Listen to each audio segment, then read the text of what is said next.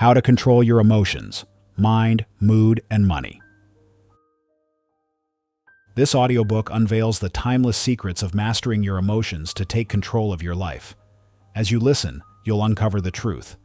Every great success begins with inner mastery, and the power to transform your life lies in controlling your emotional world. The time to reclaim your power and unlock your full potential is now. Introduction. Have you ever felt like your emotions were hijacking your best intentions?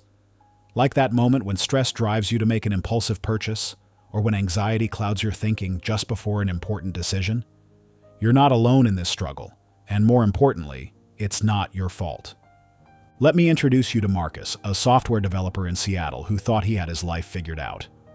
I was making six figures, had a great apartment, but I kept sabotaging myself, he recalls. One bad day at work would trigger an emotional spiral. I'd feel overwhelmed, my productivity would crash, and I'd end up stress shopping online to feel better. It was a vicious cycle I couldn't break. This pattern isn't just about lacking willpower or discipline.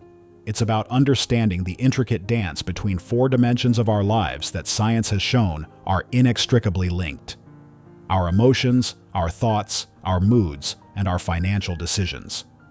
Look at the story of Sarah Blakely, the founder of Spanx and self-made billionaire. Before her success, she struggled with devastating emotional setbacks and fear of failure. "I was in such a dark place after repeatedly failing at my sales career," she shared in a 2021 interview.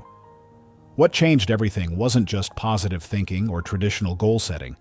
It was understanding how my emotional state was affecting every other aspect of my life. Once I developed a system to manage my internal world, the external success followed naturally. What you're holding isn't just another self-help book filled with generic advice about positive thinking or budgeting. This is a comprehensive framework based on cutting-edge research in neuroscience and behavioral psychology, but explained in ways that anyone can understand and apply immediately.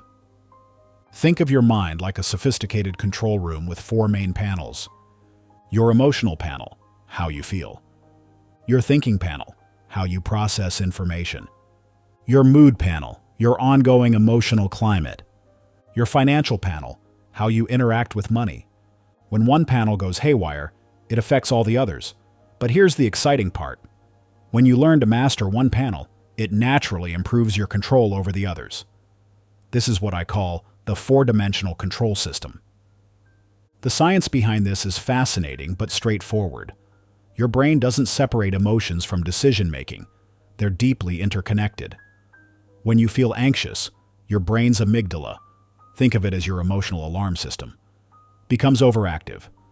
This directly impacts your prefrontal cortex, the part responsible for logical thinking and financial decisions.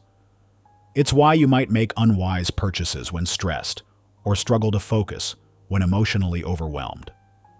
But here's the empowering truth. Just as these dimensions can work against you in a downward spiral, they can also work together to create an upward cycle of success. Through this book, you'll learn practical strategies to transform emotional triggers into opportunities for growth, convert scattered thoughts into focused action, stabilize your moods for consistent performance, make financial decisions that align with your long-term goals. You've already taken the first crucial step by seeking out this knowledge. That alone sets you apart from the countless others who remain stuck in their patterns. Throughout these pages, you'll discover the same principles that have transformed the lives of thousands, from CEOs and athletes to artists and entrepreneurs. I believe in your potential to master this system because I've seen it work for people from all walks of life. You're not broken, and you don't need fixing.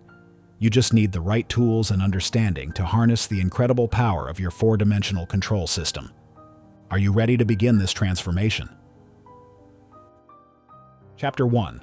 The Emotional Control Panel.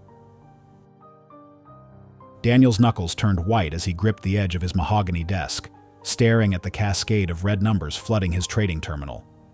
In his 15 years as a hedge fund manager, he'd witnessed market corrections before, but this felt different. His portfolio, representing not just his own wealth but the trust of countless clients, was hemorrhaging value by the minute. Every fiber of his being screamed to liquidate everything, to stop the bleeding before it got worse. His throat tightened as his finger hovered over the sell button. You've likely experienced your own version of this moment. Perhaps not with millions on the line, but with that same gut-wrenching feeling when facing a financial decision under pressure.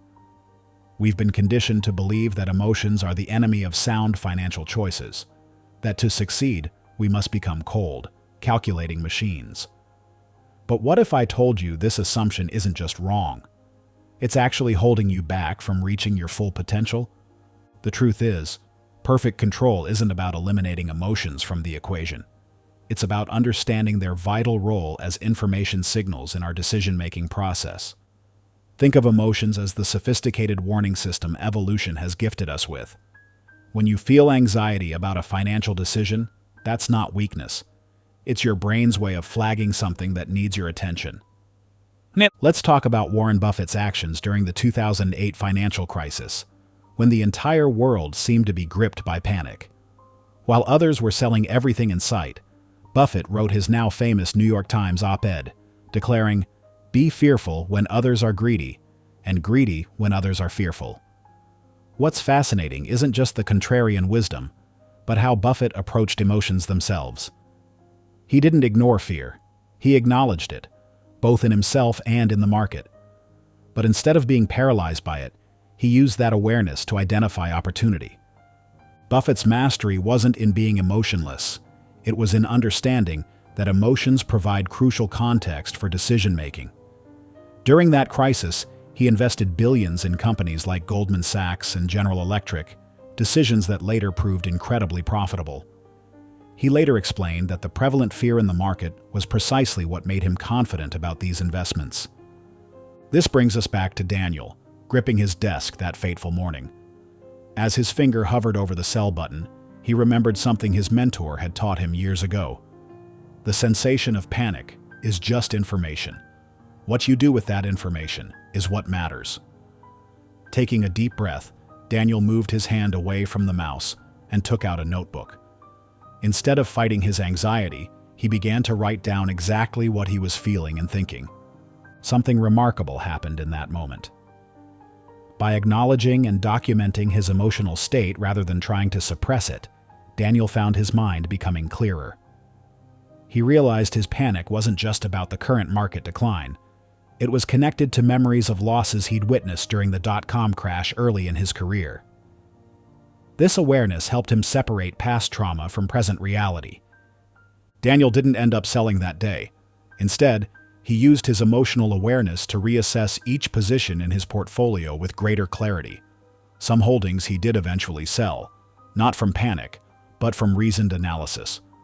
Others he held or even increased, recognizing that his initial investment thesis remained sound despite market turbulence. By the end of that year, his fund significantly outperformed the market. This brings us to your first challenge. For the next 7 days, I want you to become a curious observer of your own emotional responses to money. Keep a simple notebook nearby, digital or physical, whatever works for you. And whenever you make or consider a financial decision, whether it's checking your investment accounts, making a purchase, or even just discussing money, write down what you're feeling in that moment. The key here isn't to judge or try to change these emotions. You're not looking to fix anything yet. Simply observe and record with the detached curiosity of a scientist studying an interesting phenomenon. Note the physical sensations in your body, the thoughts that arise, and any urges to act that accompany these feelings. This exercise isn't about achieving perfect emotional control. It's about developing awareness of how your emotions and financial decisions interact. Just like Daniel discovered, the simple act of acknowledging and documenting your emotional state can create the space needed for clearer thinking and better choices. Remember, you're not starting a journey to become emotionless. You're beginning to develop a sophisticated understanding of your internal control panel. Every emotion you experience around money has a story to tell and wisdom to share. Your task this week is simply to start listening. Chapter 2: Upgrading Your Emotional Operating System. The projector hummed softly in the background as Lisa Matthews stood before the executive board, her carefully prepared slides reflecting off the polished conference table. 20 pairs of eyes fixed upon her, waiting for her response to the CFO's unexpectedly harsh criticism of her marketing strategy. She felt the familiar surge of heat rising from her collar, her hands growing damp around the presentation remote. The question hung in the air like smoke, and with each passing second, Lisa could feel her usual confidence crumbling. You've likely experienced your own version of this moment, that critical juncture where your emotions threaten to override your expertise. It's as if all your knowledge and preparation suddenly take a back seat to the overwhelming surge of feelings coursing through your body. But what if I told you that these emotional responses aren't hardwired destiny, but rather more like software running on your biological hardware? Software that can be updated, refined, and even completely reprogrammed. Think of your emotional responses as your internal operating system. Just as your smartphone requires regular updates to run more efficiently, your emotional operating system can be upgraded to handle increasingly complex situations with greater sophistication. This isn't about suppressing emotions or pretending they don't exist. It's about installing better programs for processing and utilizing emotional data. Naval Ravikant, the founder of AngelList and a prolific technology investor, discovered this truth early in his entrepreneurial journey. Before building multiple successful startups, Ravikant struggled with the emotional volatility that comes with startup life. "I used to react to every market shift, every negative comment, every setback as if it were a personal crisis," he once shared in an interview. "It wasn't until I started treating my emotional responses as data points rather than commands that I began to see real growth, both personally and professionally." Ravikant's breakthrough came when he realized that emotions weren't enemies to be conquered, but signals to be interpreted. During the early days of AngelList, when the platform faced significant regulatory challenges, instead of allowing anxiety to drive hasty decisions, he developed what he called his emotional dashboard, a mental framework for observing and interpreting his emotional responses before acting on them. This approach transformed how he handled high-stakes situations. When competitors emerged, rather than reacting from fear, he would acknowledge the anxiety as useful market intelligence. When deals fell through, rather than letting disappointment drive reactive decisions, he would analyze the emotion for insights about what truly mattered to him and his business. Let's return to Lisa in that boardroom. In the past, this moment would have marked the beginning of a downward spiral, her anxiety manifesting as defensive responses or, worse, apologetic backtracking. But Lisa had spent the previous months upgrading her emotional operating system. As the heat rose in her cheeks, instead of fighting the sensation, she implemented what I call the pause, process, proceed technique. First, she paused, taking a deliberate breath and acknowledging the emotional response as information rather than a threat. She processed the signal, recognizing that her heightened emotional state indicated not weakness, but rather how deeply she cared about this project's success. Then she proceeded with intention, channeling that emotional energy into focused enthusiasm. "I appreciate that challenge," Lisa responded, her voice steady and confident. In fact, it highlights exactly why this strategy is so crucial for our market position. She went on to deliver the most compelling presentation of her career, using the emotional intensity of the moment to fuel her conviction rather than derail it. The transformation in Lisa's performance didn't come from eliminating emotions, but from upgrading how she processed them. Like updating an operating system, she had installed new patterns of response that turned emotional triggers into opportunities for deeper engagement. This brings us to your challenge for the coming week, what I call the Emotional Upgrade Challenge. First, identify the 3 situations that most reliably trigger strong emotional responses in your professional or personal life. Perhaps it's receiving critical feedback, facing unexpected changes, or dealing with difficult personalities. Write these triggers down with specific detail, including the physical sensations and automatic thoughts that accompany them. Next, you'll practice the 90-second reset technique in real-time situations. When you encounter one of your identified triggers, set a mental timer for 90 seconds.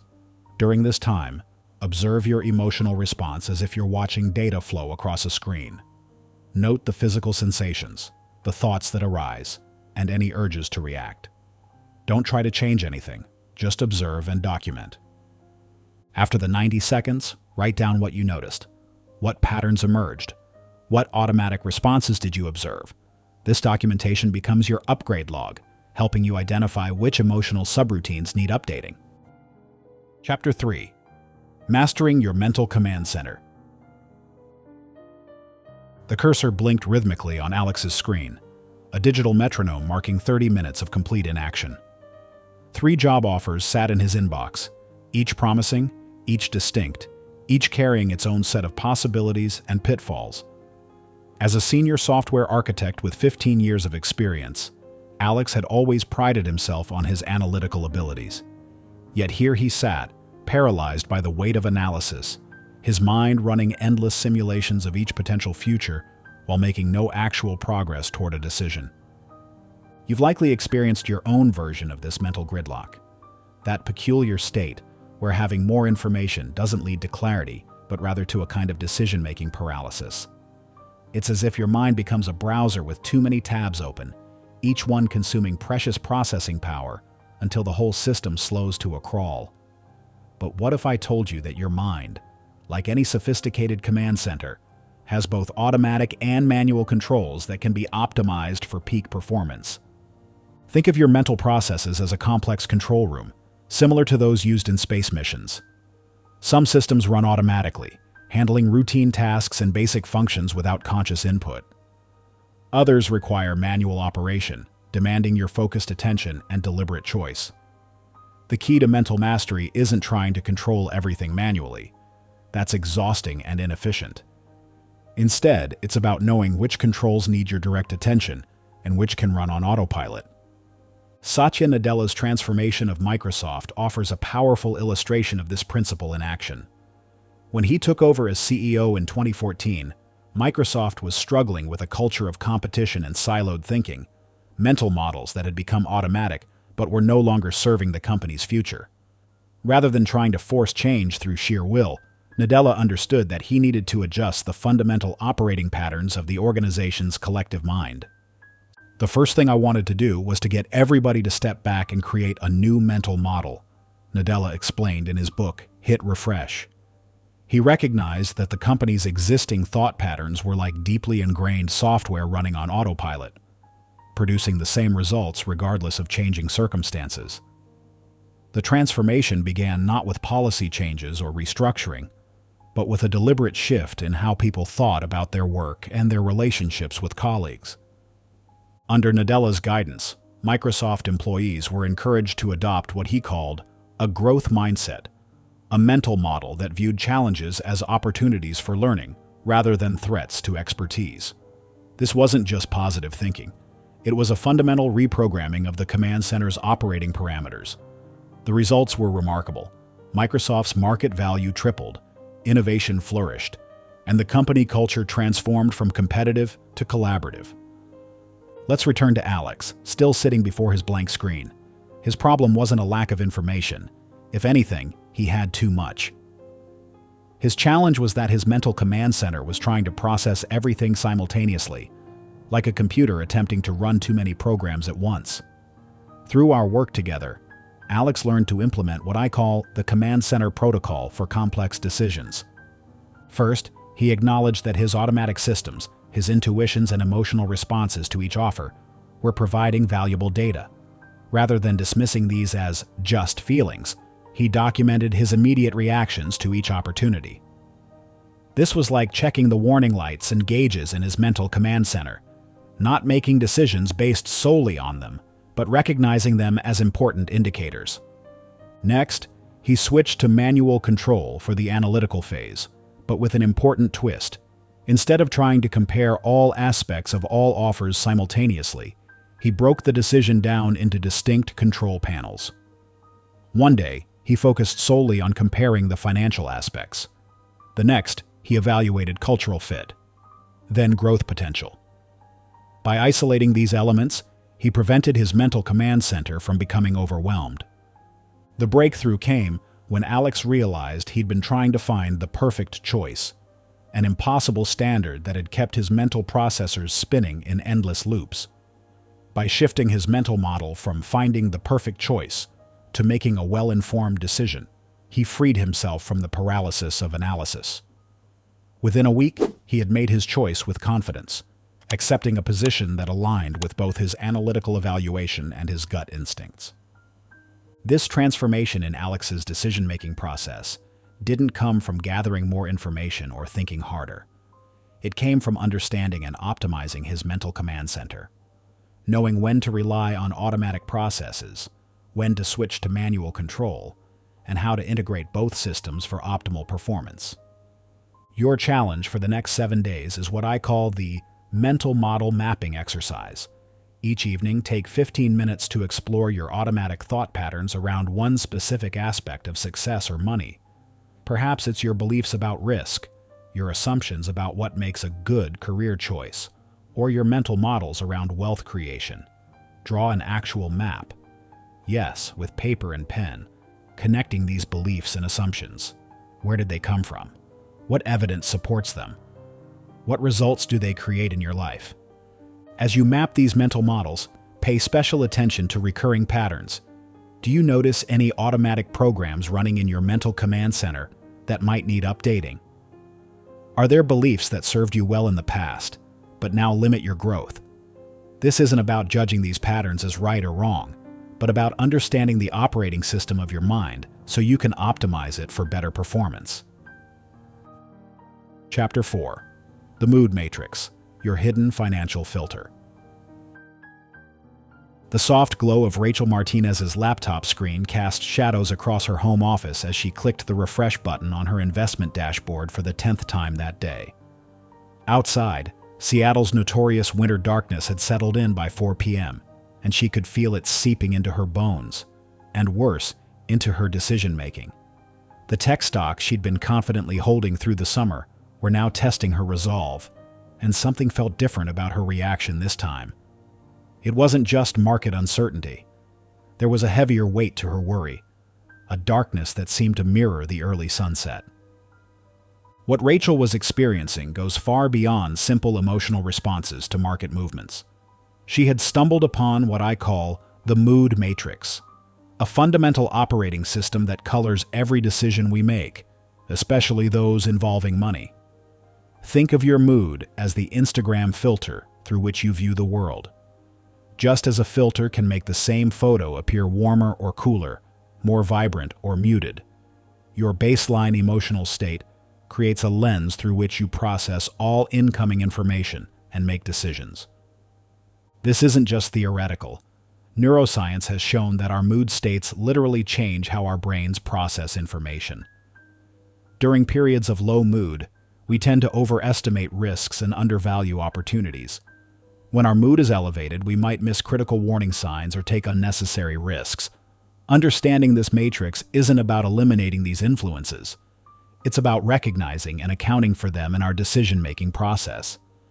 Ray Dalio, founder of Bridgewater Associates, one of the world's largest hedge funds, discovered this principle through decades of market experience. Early in his career, Dalio noticed that his investment decisions varied significantly depending on his underlying mood state, even when the market conditions were similar. This observation led him to develop one of the most sophisticated decision-making systems in the financial world. I began to see that my mood was like a weather system moving through my mind, Dalio shared during a rare interview. The same market data would look entirely different to me, depending on whether I was in a low-pressure or high-pressure system. This insight led him to implement what he called radical transparency at Bridgewater, where team members actively track and share their mood states during decision-making processes. But here's what's fascinating about Dalio's approach. He didn't try to eliminate mood influences from his decision-making. Instead, he built a system that accounted for them. He understood that trying to operate without emotions or mood influences wasn't just impossible. It would actually deprive him of valuable data. The key was learning to read this data correctly. Let's return to Rachel in her dimly lit office.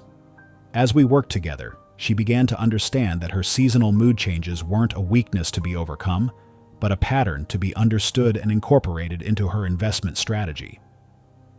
She started implementing what I call the baseline mood tracking protocol, a simple but powerful system for mapping the relationship between her mood states and financial decisions.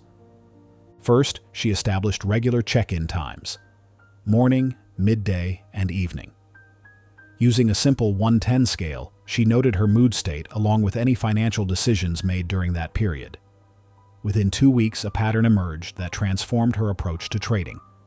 She discovered that her judgment was consistently sharper between 10 a.m. and 2 p.m., regardless of her overall mood state. More importantly, she noticed that during the darker winter months, she had a tendency to overreact to market downturns when checking her portfolio after 4 p.m. This awareness led to a simple but effective shift in her decision-making protocol. She began scheduling her most important investment decisions for mid-morning hours and implemented a strict no portfolio changes after sunset rule during winter months. The impact was immediate, not because her mood improved, but because she learned to work with it rather than against it. Your challenge for the next 7 days is to implement your own mood matrix mapping system. 3 times each day, morning, midday, and evening, take just 2 minutes to note your mood on a scale of 1 to 10. Alongside this rating, briefly record any financial decisions you made or considered during that period. Don't try to change anything yet. Simply observe the patterns that emerge. Remember, this isn't about judging your mood states as good or bad. It's about understanding your personal mood matrix so you can make it work for you rather than against you. Chapter 5. The Money Emotion Mirror. I just don't get it, Sarah. Marcus sighed, his laptop's glow illuminating the frustration on his face as he reviewed their joint accounts at midnight.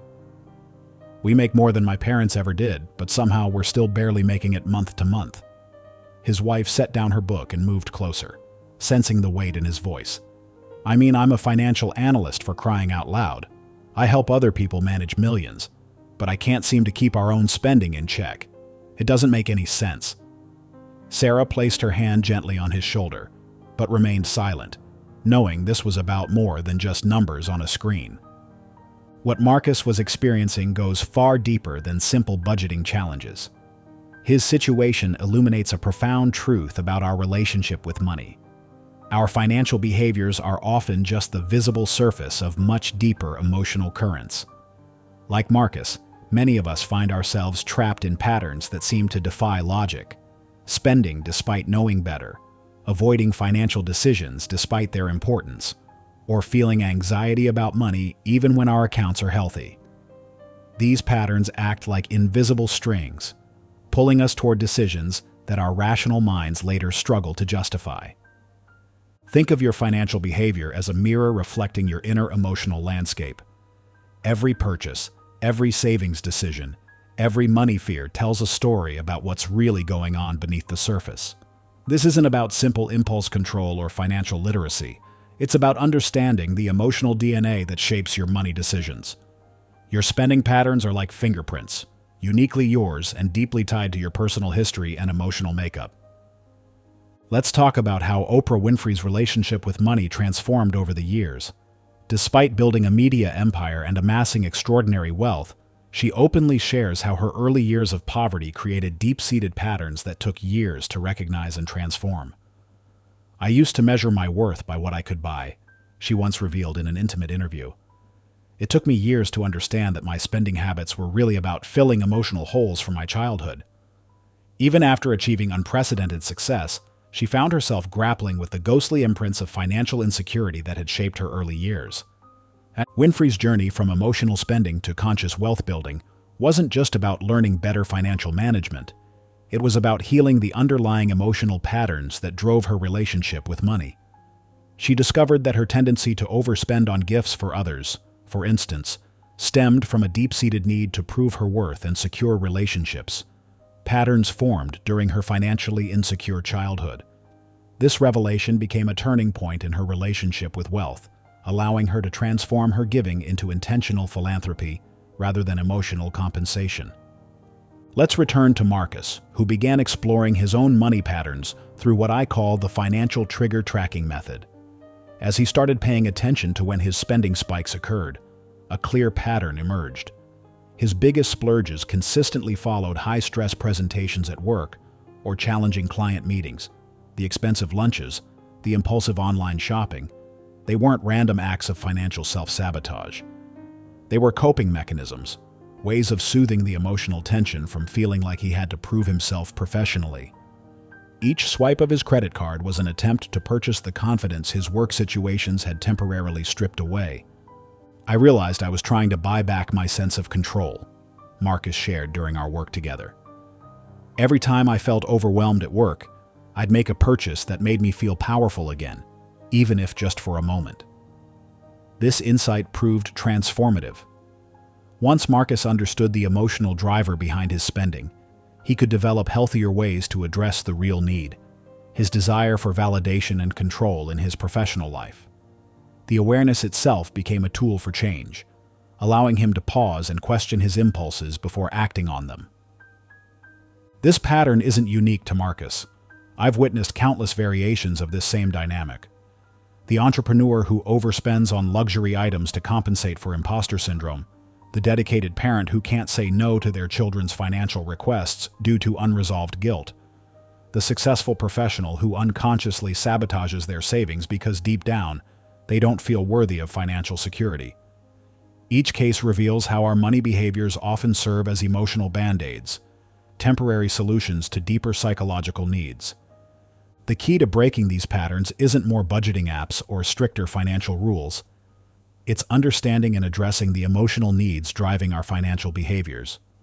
When we bring awareness to these deeper patterns, we can begin to make choices that truly serve both our emotional and financial well-being. This requires courage to look beneath the surface and compassion for the parts of ourselves that have been using money as a coping mechanism. For Marcus, this awareness led to several profound changes. He began developing new ways to process work-related stress, including regular exercise and meditation. More importantly, he started having honest conversations with his wife about his professional insecurities, building emotional support systems that didn't require spending money. Within months, their financial picture began to shift, not because they implemented stricter budgeting, but because Marcus was addressing his real needs in healthier ways. The money they saved became a natural byproduct of his emotional growth rather than the primary goal. Your challenge for this week is what I call the money memory excavation. Find a quiet hour where you won't be interrupted. With pen and paper, not digital, there's something powerful about handwriting for this exercise. Write about your 3 earliest memories involving money. For each memory, explore not just what happened, but how it made you feel. What did that experience teach you about money, security, worth, or success? Notice any patterns between these early experiences and your current financial behaviors. Pay special attention to the emotions that arise as you write. Sometimes the strongest feelings point to the most significant insights.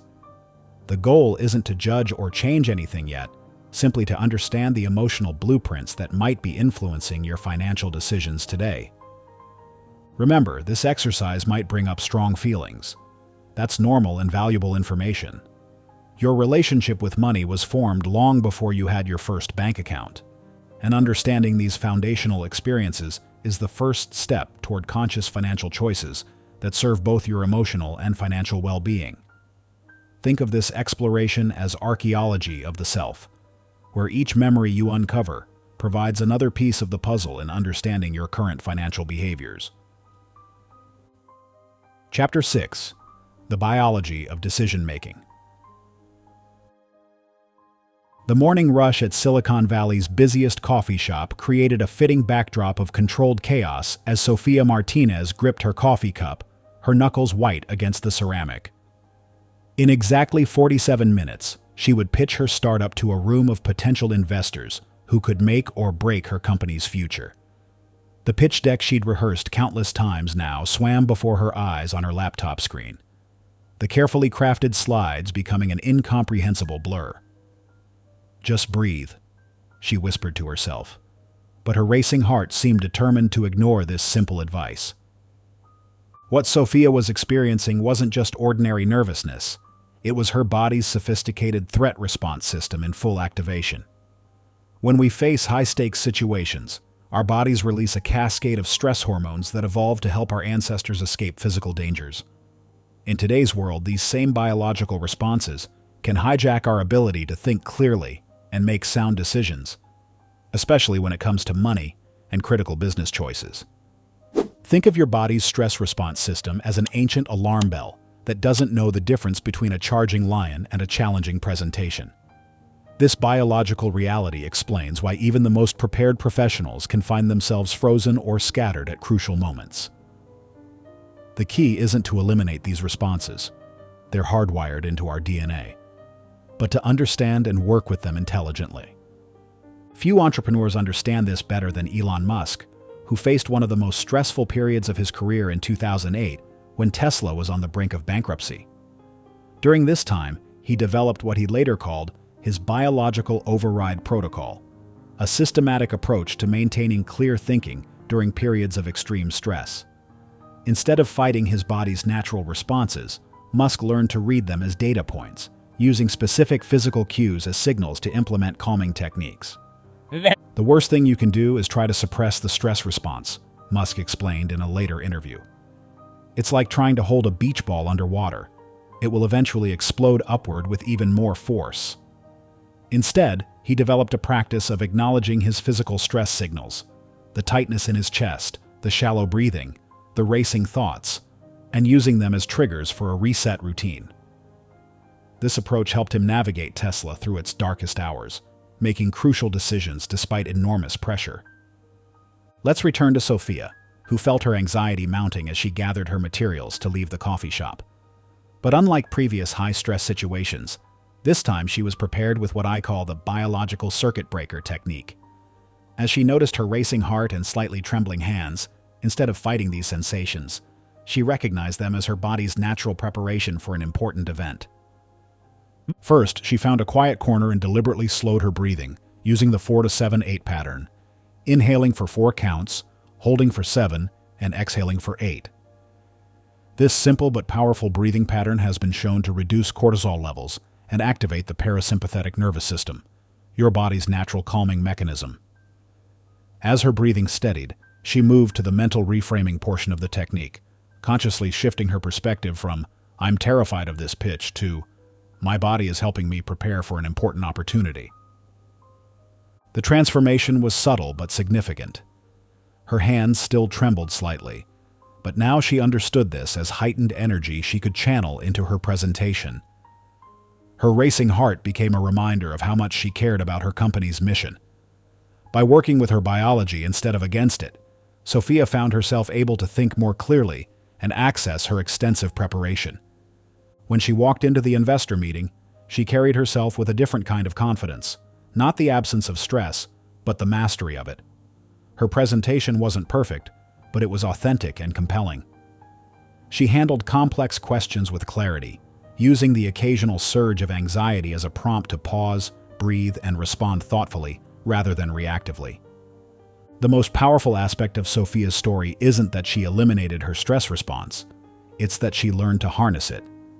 This same biological mastery is available to you, but like any skill, it requires practice and awareness. The key is understanding that your body's stress signals aren't your enemy. They're sophisticated information systems that, when properly interpreted, can actually enhance your performance. Your challenge for the coming week is what I call the stress signal experiment. For the next 7 days, you'll become a detective of your own biological responses. Start by identifying your unique stress signatures, the specific ways your body signals heightened stress. Common signals include tension headaches, shallow breathing, tight shoulders, or racing thoughts, but your patterns might be different. Keep a simple note on your phone or in a small notebook. 3 times each day, morning, afternoon, and evening, take 30 seconds to scan your body and note any stress signals present. Rate their intensity on a scale of 1 to 10. Then, regardless of the intensity, practice the 4-7-8 breathing technique. Inhale for 4 counts, hold for 7, exhale for 8. Repeat this cycle 4 times.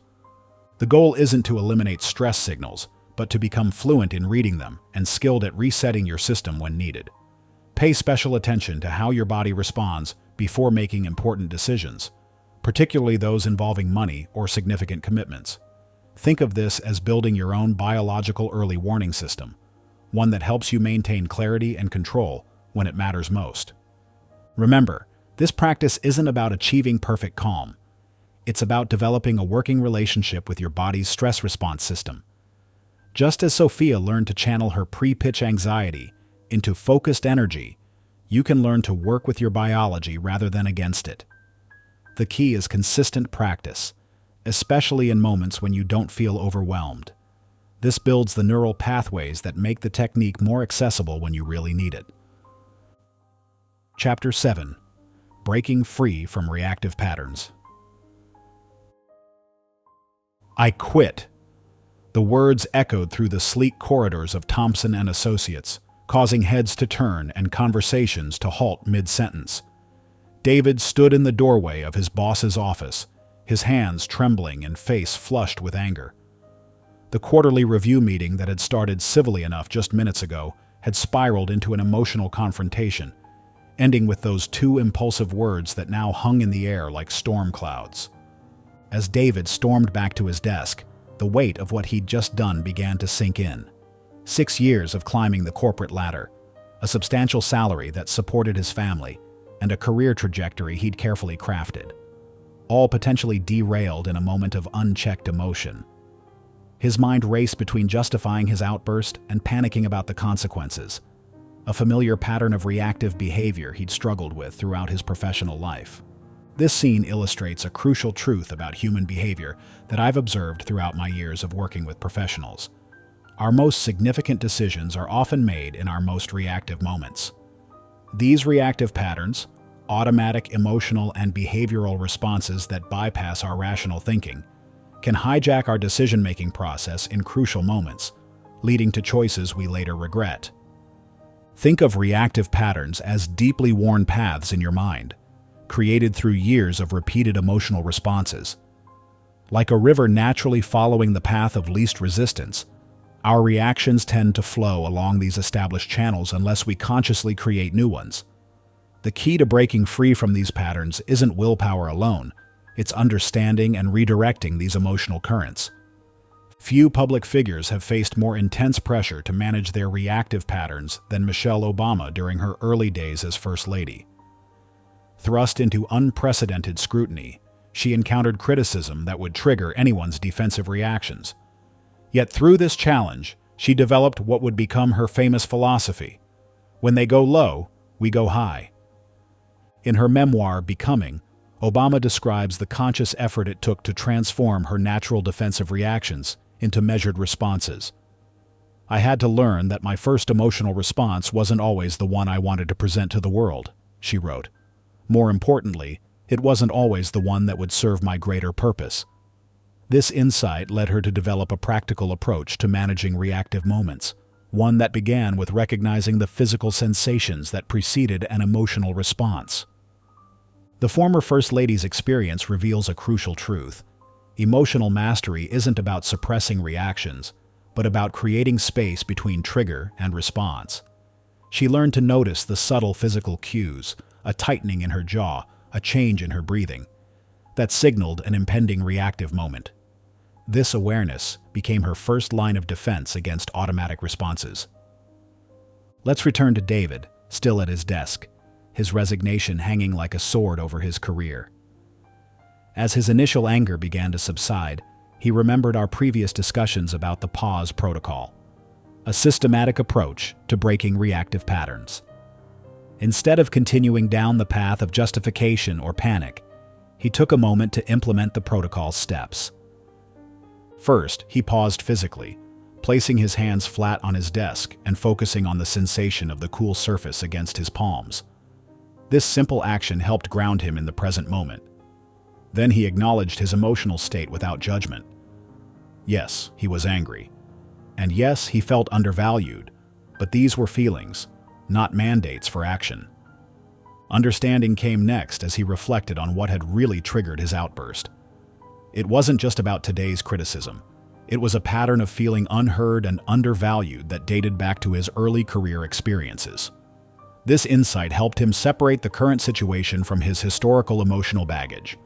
Finally, he moved to engage constructively, drafting an email to his boss requesting a follow-up conversation once they'd both had time to cool down.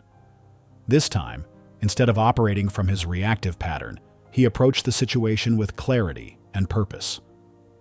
When David and his boss met again the next morning, the conversation took a dramatically different turn. Instead of defending his outburst, David calmly articulated his concerns about the department's direction and his role within it. His boss, impressed by this measured approach, opened up about upcoming organizational changes that could address many of David's concerns. What had started as a potential career disaster transformed into an opportunity for positive change. The key insight from David's story is that reactive patterns lose their power when we create space between trigger and response. This space, even if it's just a few seconds, allows us to choose our response rather than being driven by automatic reactions. It's in this space that real change becomes possible. Your challenge for the week ahead is what I call the Pattern Interrupt Challenge. For the next 7 days, you'll become a student of your own reactive patterns. Start by identifying your top 3 emotional triggers, those situations or interactions that most commonly provoke an automatic reaction. These might be criticism from authority figures, feeling ignored in meetings, or facing unexpected changes to your plans. Once you've identified these triggers, you'll practice a simple physical anchor whenever you notice them arising. Touch your thumb to your ring finger while taking 3 deep, conscious breaths. This simple action serves multiple purposes. It breaks the automatic reactive cycle, grounds you in the present moment, and gives you the space to choose your response rather than being driven by it. Keep a brief note of each time you use this technique and what you observe. Pay particular attention to the physical sensations that precede your reactive responses. These bodily signals are often your earliest warning system that a reactive pattern is about to take over. Remember, the goal isn't to eliminate emotional responses. They're a valuable part of your human experience. The goal is to transform them from automatic reactions into conscious responses that align with your larger goals and values. Just as David turned a reactive resignation into an opportunity for positive change, you can learn to use your emotional triggers as catalysts for growth rather than sources of regret. Chapter 8. The Power of Micro-Adjustments. Through the pale morning light filtering through her apartment window, Cristina Martinez stared at her laptop screen in disbelief. The numbers couldn't be right, but they were. In just 48 hours, her cryptocurrency investment had plummeted by 30%, taking with it a significant portion of her savings. Her hands trembled as she reached for her coffee, now cold and forgotten during her hour-long spiral of checking and rechecking her portfolio. The urge to sell everything and cut her losses screamed through her mind, drowning out any semblance of rational thought. This moment, this crushing weight of financial loss combined with emotional overwhelm, is one that countless investors face. Yet, it's not the loss itself that defines our financial journey, but rather how we respond to these moments of crisis. What makes some investors emerge stronger from setbacks, while others remain trapped in cycles of reactive decision-making?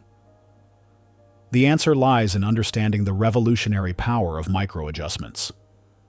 Think of micro-adjustments as the compound interest of personal development. Tiny, seemingly insignificant changes that, when consistently applied, create massive transformations over time.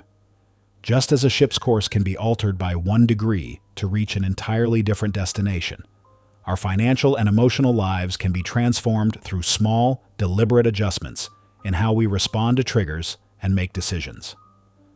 Christina's story mirrors a pattern I've observed repeatedly in working with investors and professionals: the tendency to seek dramatic solutions to dramatic problems.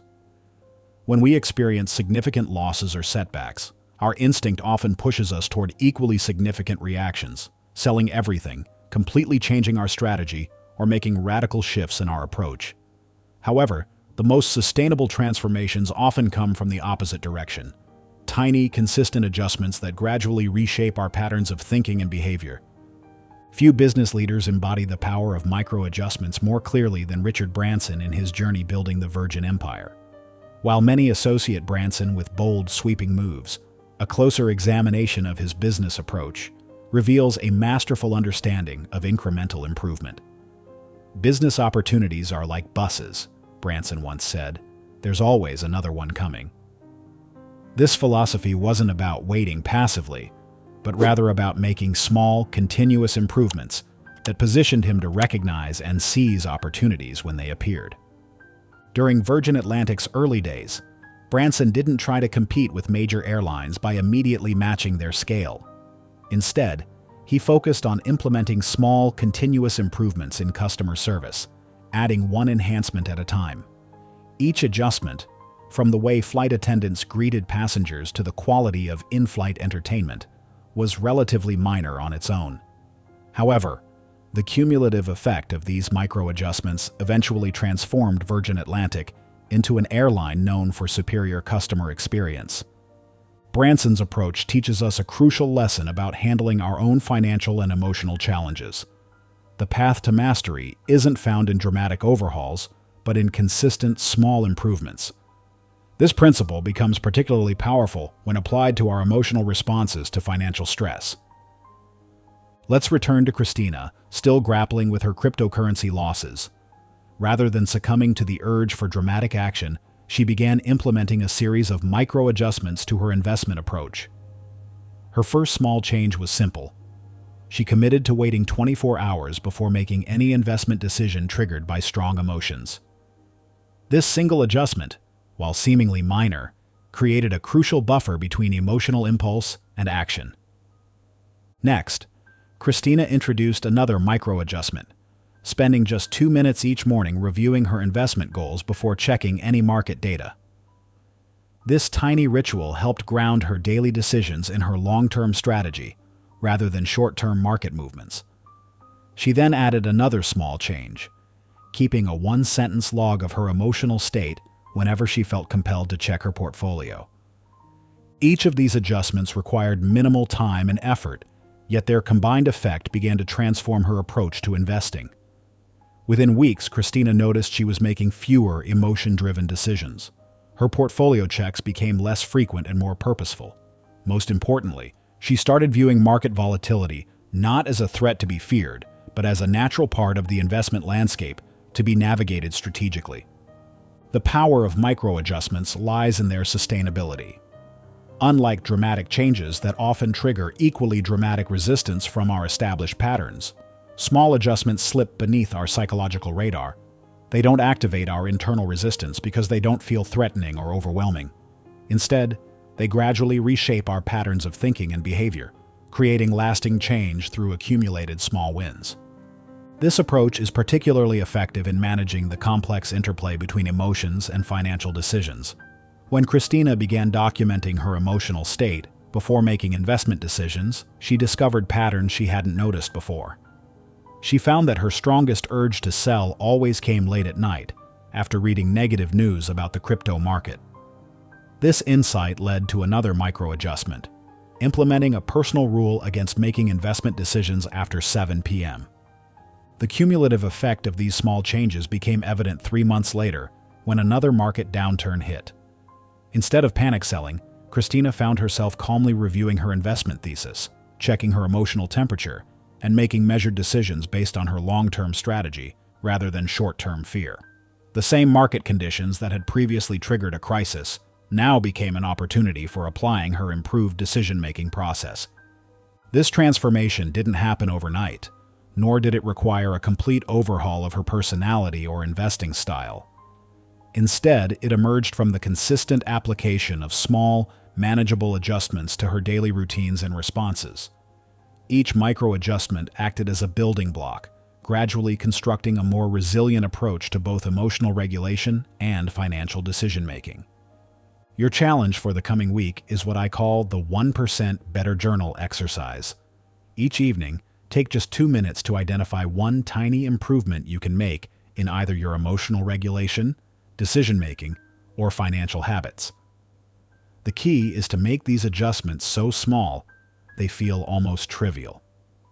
Perhaps it's taking 3 deep breaths before checking your investment portfolio, writing down your emotional state before making a purchase over $100, or waiting 5 minutes before responding to market news.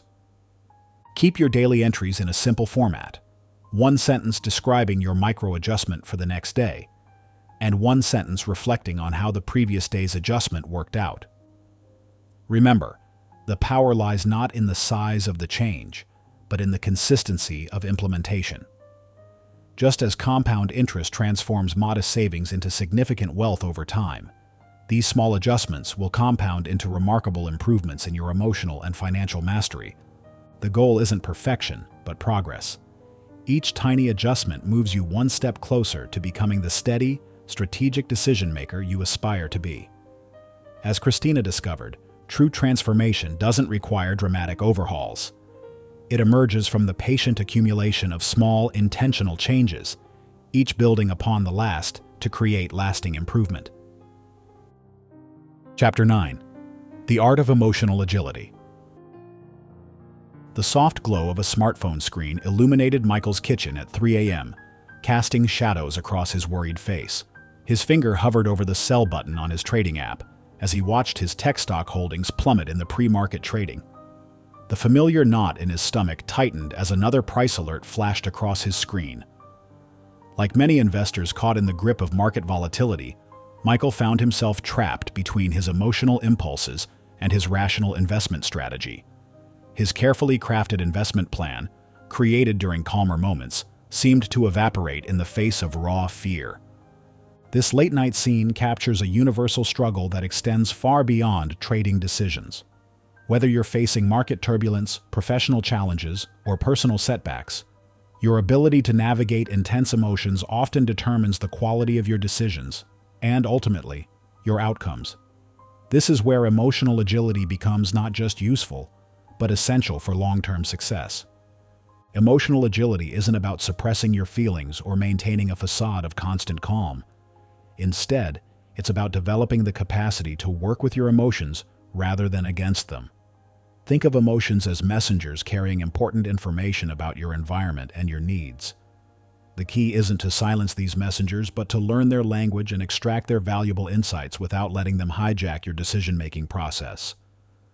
Notice how differently this same scenario might play out with emotional agility in place. Instead of viewing anxiety as an enemy to be conquered or ignored, you could recognize it as your mind's way of flagging potential risks. Rather than immediately acting on the urge to sell, you could use that emotional signal to prompt a more thorough analysis of your investment thesis and market conditions. Sarah Blakely's journey in building Spanx offers a masterclass in emotional agility under pressure.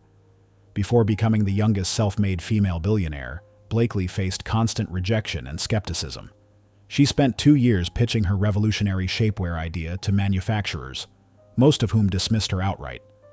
Rather than letting disappointment and frustration derail her mission, Blakely developed what she calls her emotional elasticity, the ability to bounce back from setbacks while extracting valuable lessons from each rejection.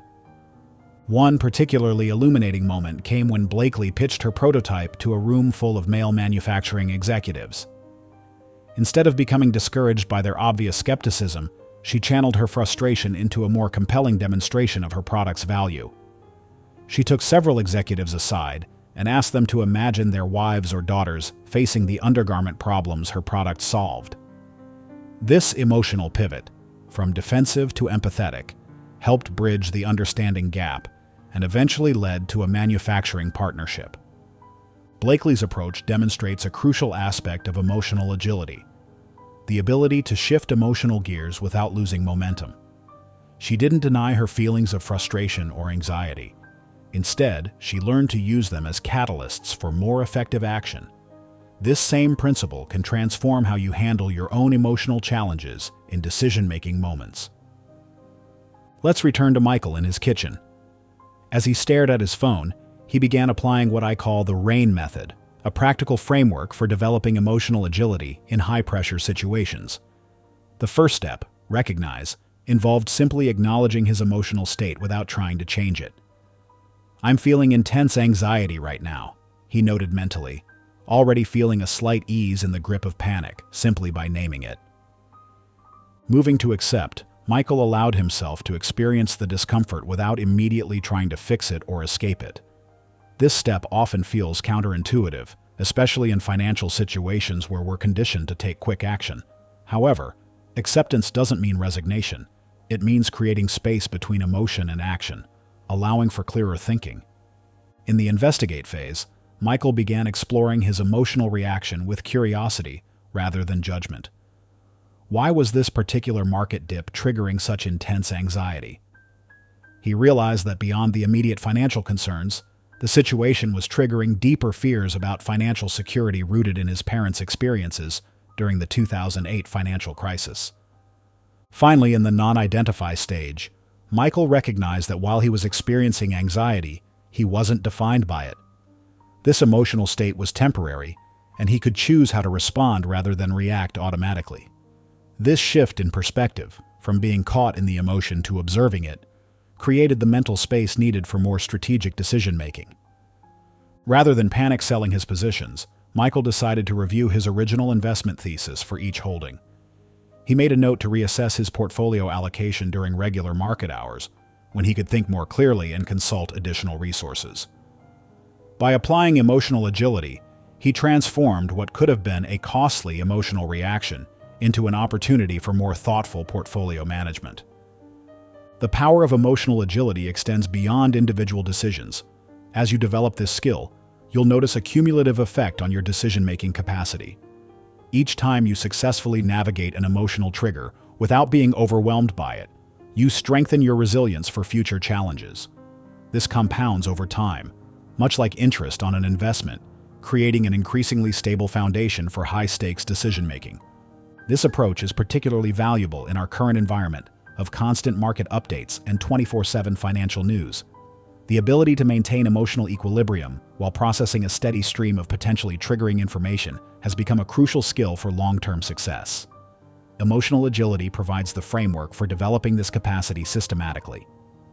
One of the most powerful aspects of emotional agility is its scalability. The same principles that help you manage anxiety during market volatility can help you navigate workplace challenges, personal relationships, and any situation where emotions might cloud your judgment. It's a universal tool that becomes more refined and effective with practice. See how Sarah Blakely applied these principles beyond her initial manufacturing challenges. As Spanx grew from a startup to a global brand, she faced increasingly complex emotional challenges, managing rapid growth, leading an expanding team, and maintaining innovation under pressure. Her emotional agility allowed her to navigate these challenges while staying connected to her company's core mission and values. The key to developing this level of emotional agility lies in consistent practice with real-world triggers. This brings us to your challenge for the coming week, the Emotion Action Map exercise. Each day for the next 5 days, you'll track one emotional trigger that impacts your decision-making. For each trigger, you'll note 4 key elements in a simple format. First, describe the situation that triggered the emotion. Be specific about the circumstances and timing. Next, identify the primary emotion you experienced, being as precise as possible in naming it. Then, record your typical or automatic reaction to this emotion. Finally, and most importantly, brainstorm one alternative response you could try next time you face a similar situation. This exercise isn't about judging your emotional responses or forcing yourself to react differently. Instead, it's about building awareness of your emotional patterns and gradually expanding your range of possible responses. By mapping your emotional triggers and reactions, you'll begin to see patterns and opportunities for developing greater emotional agility. The goal isn't to eliminate emotional responses. They're a valuable part of your decision-making toolkit. Rather, the aim is to develop the ability to work with your emotions more skillfully, using them as information rather than letting them drive your actions.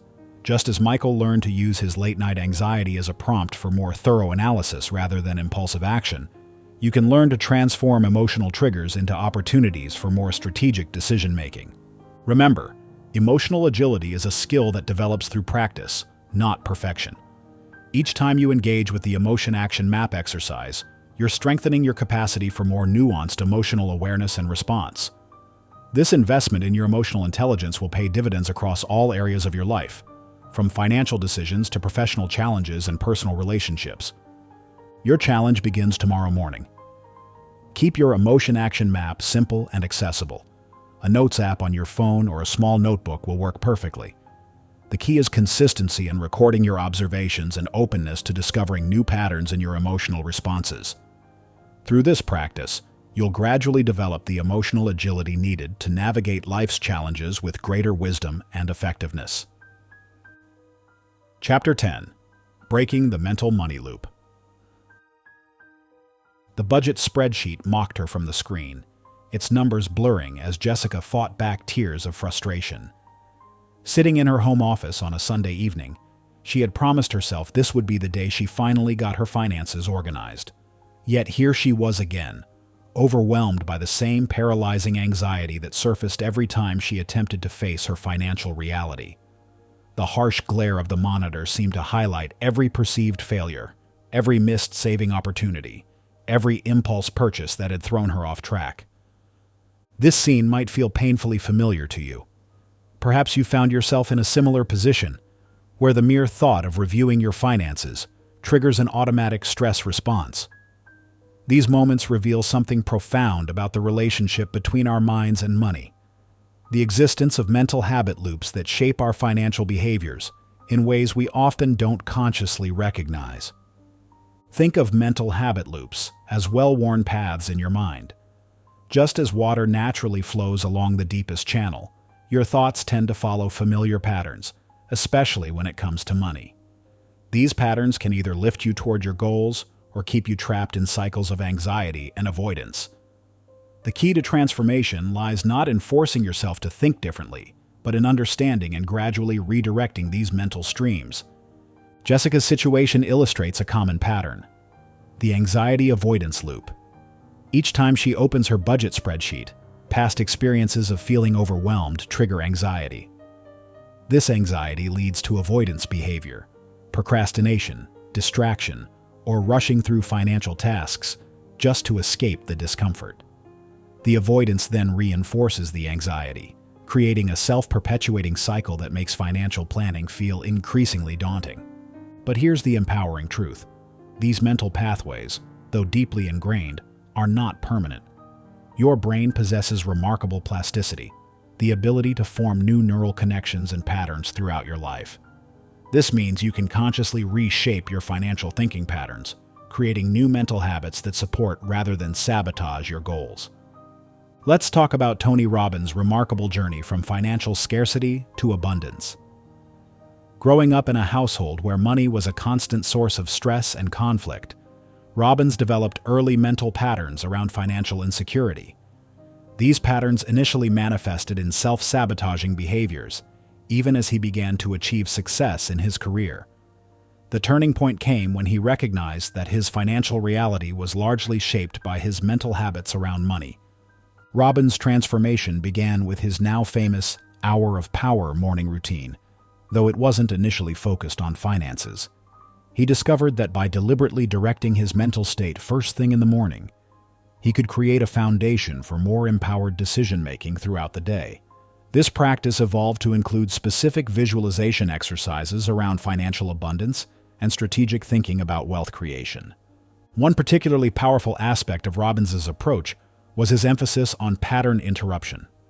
He noticed that most people's financial anxiety operates on autopilot, the same triggers reliably producing the same stress responses and avoidance behaviors.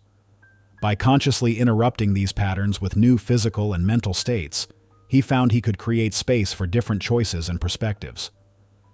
Let's return to Jessica's story to see how these principles can be applied in practice.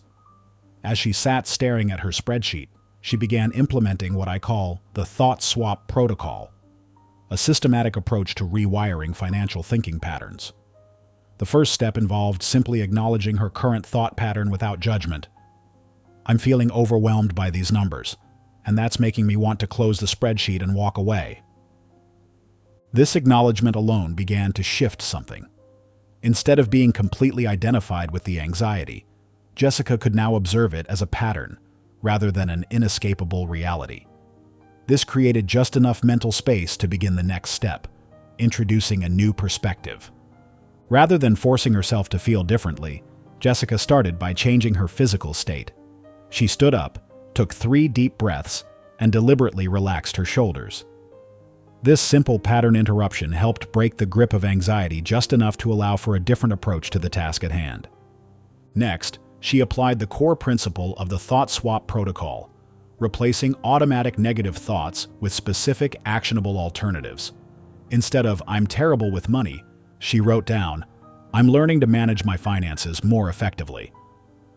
Rather than "I'll never get this under control," she noted, "I can take small steps to improve my financial situation each day." But the real transformation came when Jessica began breaking down her financial review into smaller, more manageable chunks. Instead of trying to tackle everything at once, she focused on just one aspect of her budget, her monthly grocery spending. By narrowing her focus, she found she could stay engaged with the task without triggering overwhelming anxiety. As she worked through this more focused approach, something unexpected happened. The very act of staying with the process, despite her discomfort, began to create new neural pathways. Each small success in reviewing and adjusting her grocery budget built confidence, making it easier to tackle other aspects of her financial planning in subsequent sessions. This gradual approach might seem too simple at first glance, but its power lies in its alignment with how our brains actually create lasting change. Trying to force yourself to just stop worrying about money is like trying to smooth out water with your hands. It creates temporary ripples, but no lasting change. Instead, the thought swap protocol works by gradually creating new channels for your thoughts to flow through. The protocol involves 3 key elements that make it particularly effective for rewiring financial thinking patterns. First, it acknowledges current patterns without trying to fight them, reducing the mental resistance that often derails change efforts. Second, it provides specific alternatives rather than vague positive thinking, making it easier for your brain to adopt new patterns. Finally, it focuses on small, achievable shifts rather than dramatic transformations, allowing for sustainable progress over time. As Jessica continued practicing this approach over the following weeks, she noticed something profound changing in her relationship with financial planning. The spreadsheet that once triggered immediate anxiety began to feel more like a neutral tool, something she could engage with calmly and purposefully. She wasn't suddenly free of all financial concerns, but she had developed the ability to work with them constructively rather than being paralyzed by them. This transformation mirrors what I've observed in countless individuals who've applied these principles to their own financial thinking patterns. The key lies not in eliminating financial stress entirely. Some level of concern about money is natural and even useful, but in developing the mental agility to work with these thoughts and feelings productively. To help you begin this transformation in your own life, I've designed the Mental Reframe Journal Challenge. Over the next 5 days, you'll spend just 3 minutes each evening writing down one negative financial thought you experienced that day. This could be anything from "I'll never be good with money" to "I can't afford to invest right now." Then, you'll craft 2 alternative, empowering perspectives about the same situation. The power of this exercise lies in its simplicity and consistency. You're not trying to revolutionize your thinking overnight.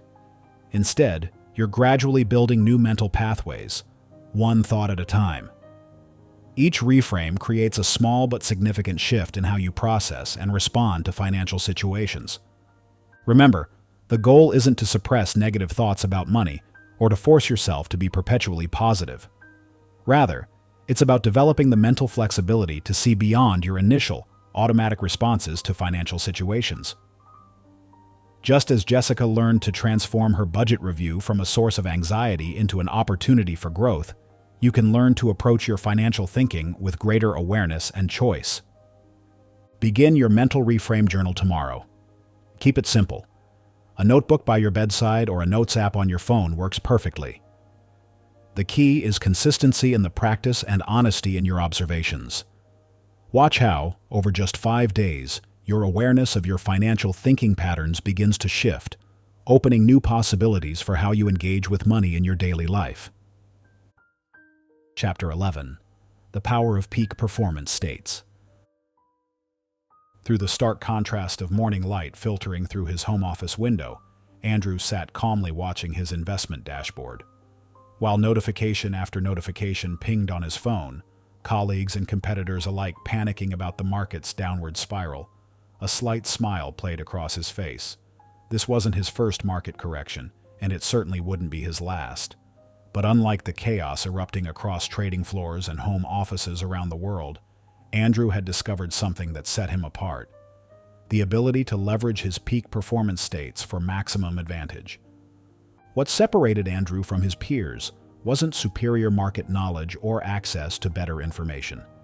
His edge came from understanding something far more fundamental: the profound impact of mood states on decision-making quality.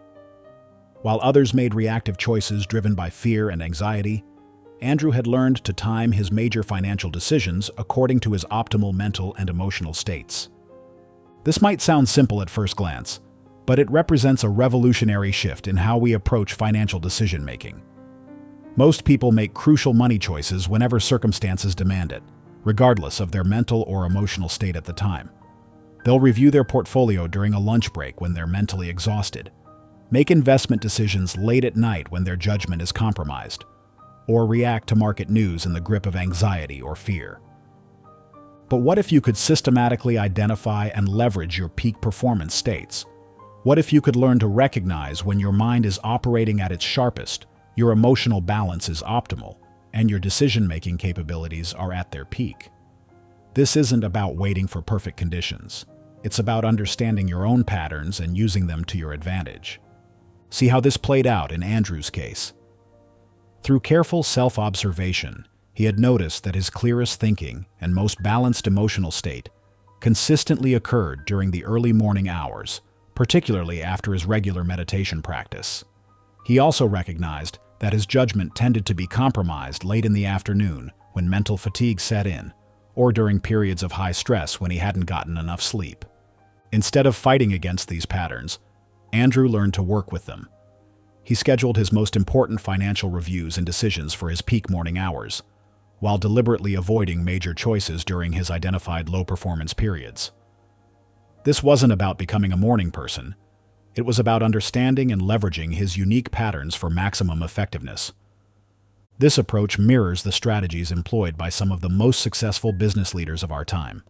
Take Indra Nooyi, the former CEO of PepsiCo, who transformed the company through a series of bold strategic decisions during her tenure. What's less known about Nooyi's leadership is her sophisticated approach to managing her own mental and emotional states during crucial decision-making periods. During her time at PepsiCo, Nooyi faced numerous high-stakes situations that required clear judgment and emotional balance. The pressure to deliver quarterly results while simultaneously pursuing long-term strategic transformation could have easily led to reactive decision-making. Instead, she developed a systematic approach to maintaining what she called her decision-making equilibrium.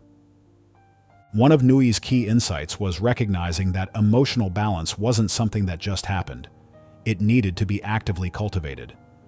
She developed specific routines and practices that helped her maintain mental clarity during critical periods.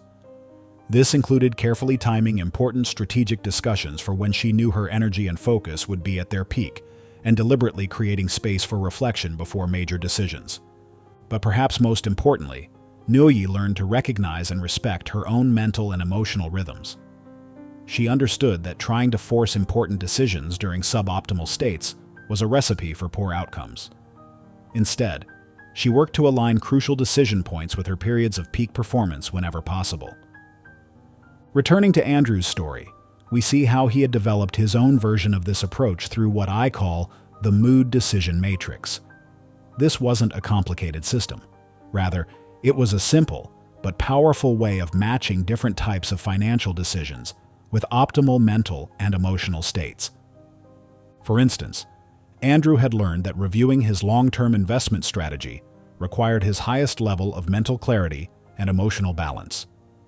He scheduled these reviews exclusively for his peak morning hours, usually on Monday or Tuesday, when his energy was freshest. In contrast, routine portfolio rebalancing could be handled during moderate energy periods, while he completely avoided making any significant financial decisions during his identified low-performance times.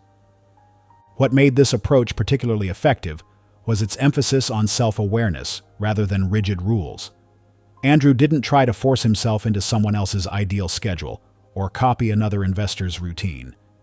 Instead, He developed a deep understanding of his own patterns and created a system that worked with them rather than against them. The results spoke for themselves. While others were making panic-driven decisions during market corrections, Andrew maintained his composure and often found opportunities in the chaos. This wasn't because he was naturally more calm or disciplined. It was because he had developed a systematic way to leverage his peak performance states. This brings us to a crucial point about mood mastery. It's not about eliminating emotional responses to market events or financial challenges. Rather, it's about understanding these responses and creating a framework that allows you to operate at your best despite them. Think of it as developing an emotional weather system. You can't control the weather, but you can learn to navigate it effectively. The real power of this approach lies in its compound effect over time. Each decision made from a place of mental clarity and emotional balance tends to be better than those made reactively or under stress. Over months and years, this difference in decision quality can lead to dramatically different outcomes. Think about your own financial decision-making patterns. When do you typically make your most important money choices? Are they aligned with your periods of peak mental performance, or do they happen randomly throughout the day? More importantly, have you ever systematically tracked your own peak performance patterns?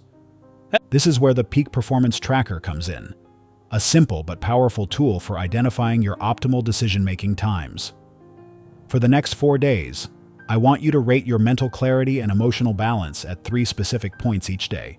Morning, within 2 hours of waking, afternoon, around 2 p.m., and evening, about 2 hours before bed. Use a simple 1-5 scale, where 1 represents poor mental clarity, emotional balance, and 5 represents optimal states. The goal isn't to judge these states as good or bad, but rather to start recognizing your natural patterns. Notice when you consistently feel sharper and more balanced, and when you tend to experience mental fatigue or emotional volatility. Pay particular attention to how these states might correlate with different times of day, various activities, or specific circumstances. Keep your tracking simple. Just note the time, your ratings for mental clarity and emotional balance, and any relevant circumstances, like after exercise, post-lunch, after a stressful meeting, etc. This basic data will start revealing patterns you can use to optimize your financial decision-making schedule. Chapter 12. The Psychology of Wealth Building. The soft clink of coins dropping into a glass jar echoed through Elena Martinez's sun-filled kitchen. Her 8-year-old daughter Sophie carefully counted each penny, nickel, and dime she'd earned from her weekly chores, her face beaming with pride. "That's $15.32 saved for my new bike, Mom," Sophie announced triumphantly. Elena smiled warmly at her daughter's enthusiasm, even as an all-too-familiar knot of anxiety tightened in her stomach. Here she was, a successful corporate attorney making well into 6 figures, teaching her daughter about saving in abundance, while her own relationship with money remained trapped in a web of scarcity thinking. The irony wasn't lost on Elena. From the outside, everything looked perfect. The beautiful home in a prestigious neighborhood, the respected career, the healthy retirement account. Yet despite all external markers of success, she still found herself obsessively checking her bank account several times a day, hesitating to make even small purchases for herself, and feeling a constant undercurrent of financial anxiety. How could someone who appeared so financially successful still feel so fundamentally insecure about money? This paradox reveals a profound truth about wealth building that most financial advice completely misses. Our subconscious beliefs about money shape our financial reality far more powerfully than our conscious decisions, or even our income level. You can have all the technical knowledge about investing, budgeting, and wealth management, but if your internal money psychology remains rooted in scarcity, you'll find yourself unconsciously sabotaging your own financial success. Think of your money psychology as the operating system running beneath all your financial decisions. Just as a computer's operating system determines how all other programs function, your deep-seated beliefs about money influence every financial choice you make, from daily spending decisions to long-term investment strategies. These beliefs often form in early childhood and operate entirely beneath our conscious awareness, yet they exert tremendous power over our financial lives. This dynamic played out clearly in Elena's case. Growing up in a household where money was constantly tight, she had internalized deep beliefs about financial insecurity. Even though she had far surpassed her parents' income level, those early programming patterns still controlled her relationship with money. She found herself unconsciously recreating patterns of scarcity, hoarding resources, feeling guilty about spending on herself, and never quite feeling secure despite her objective success. But perhaps no one illustrates the transformative power of money psychology more vividly than Mark Cuban. Long before he became a billionaire entrepreneur and owner of the Dallas Mavericks, Cuban was a working-class kid from Pittsburgh who started his entrepreneurial journey selling garbage bags door to door. What set Cuban apart wasn't just his hustle or business acumen, it was his fundamental belief system about money and opportunity. In numerous interviews, Cuban has spoken about how his parents instilled in him not just the value of hard work, but also the belief that wealth creation was possible for anyone willing to think differently and take calculated risks. This early programming created what he calls an abundance mindset, the deep-seated belief that opportunities for wealth creation are unlimited and available to those who can spot them. This mindset proved crucial during Cuban's early entrepreneurial days. When he arrived in Dallas with just $60 in his pocket, sleeping on the floor of a 3-bedroom apartment he shared with 6 other people, he didn't see himself as poor or limited. Instead, he viewed his situation as temporary and saw opportunities everywhere. This psychological foundation enabled him to spot and seize opportunities others missed, eventually leading to the sale of his first company, Micro Solutions, for $6 million. But Cuban's most powerful demonstration of abundance psychology came during the early days of broadcast.com. When other entrepreneurs might have seen limitations and scarcity, Cuban saw massive potential in the then-nascent internet streaming technology. This ability to envision abundance where others saw limitation led to broadcast.com's eventual sale to Yahoo for $5.7 billion in 1999. What's particularly instructive about Cuban's story isn't the specific business decisions he made, but rather how his underlying money psychology enabled him to see and seize opportunities that aligned with wealth creation. He wasn't operating from a place of desperation or scarcity, but rather from a deep-seated belief in abundance and possibility. Returning to Elena's story, we see her beginning to recognize how her own money psychology was creating a gap between her external success and internal experience of wealth. Through what I call the abundance alignment technique, she started actively working to bridge this gap. The process began with simple awareness, noticing when scarcity thinking arose and identifying its origins in her early experiences with money. Elena started keeping what she called her abundance journal, where she documented instances of scarcity thinking throughout her day. She noticed how often she told herself, "I can't afford that," automatically, even for small purchases, despite having more than adequate resources. She became aware of the tension she felt every time she checked her bank account, regardless of the balance. Most importantly, she began to see how these thought patterns were affecting not just her own relationship with money, but also the messages she was unconsciously transmitting to Sophie about wealth and abundance. The next phase of Elena's transformation involved actively challenging and reframing these limiting beliefs. When she caught herself in scarcity thinking, she would pause and ask herself 3 key questions. Is this belief actually true? Where did I learn this belief? And what would be possible if I believed the opposite?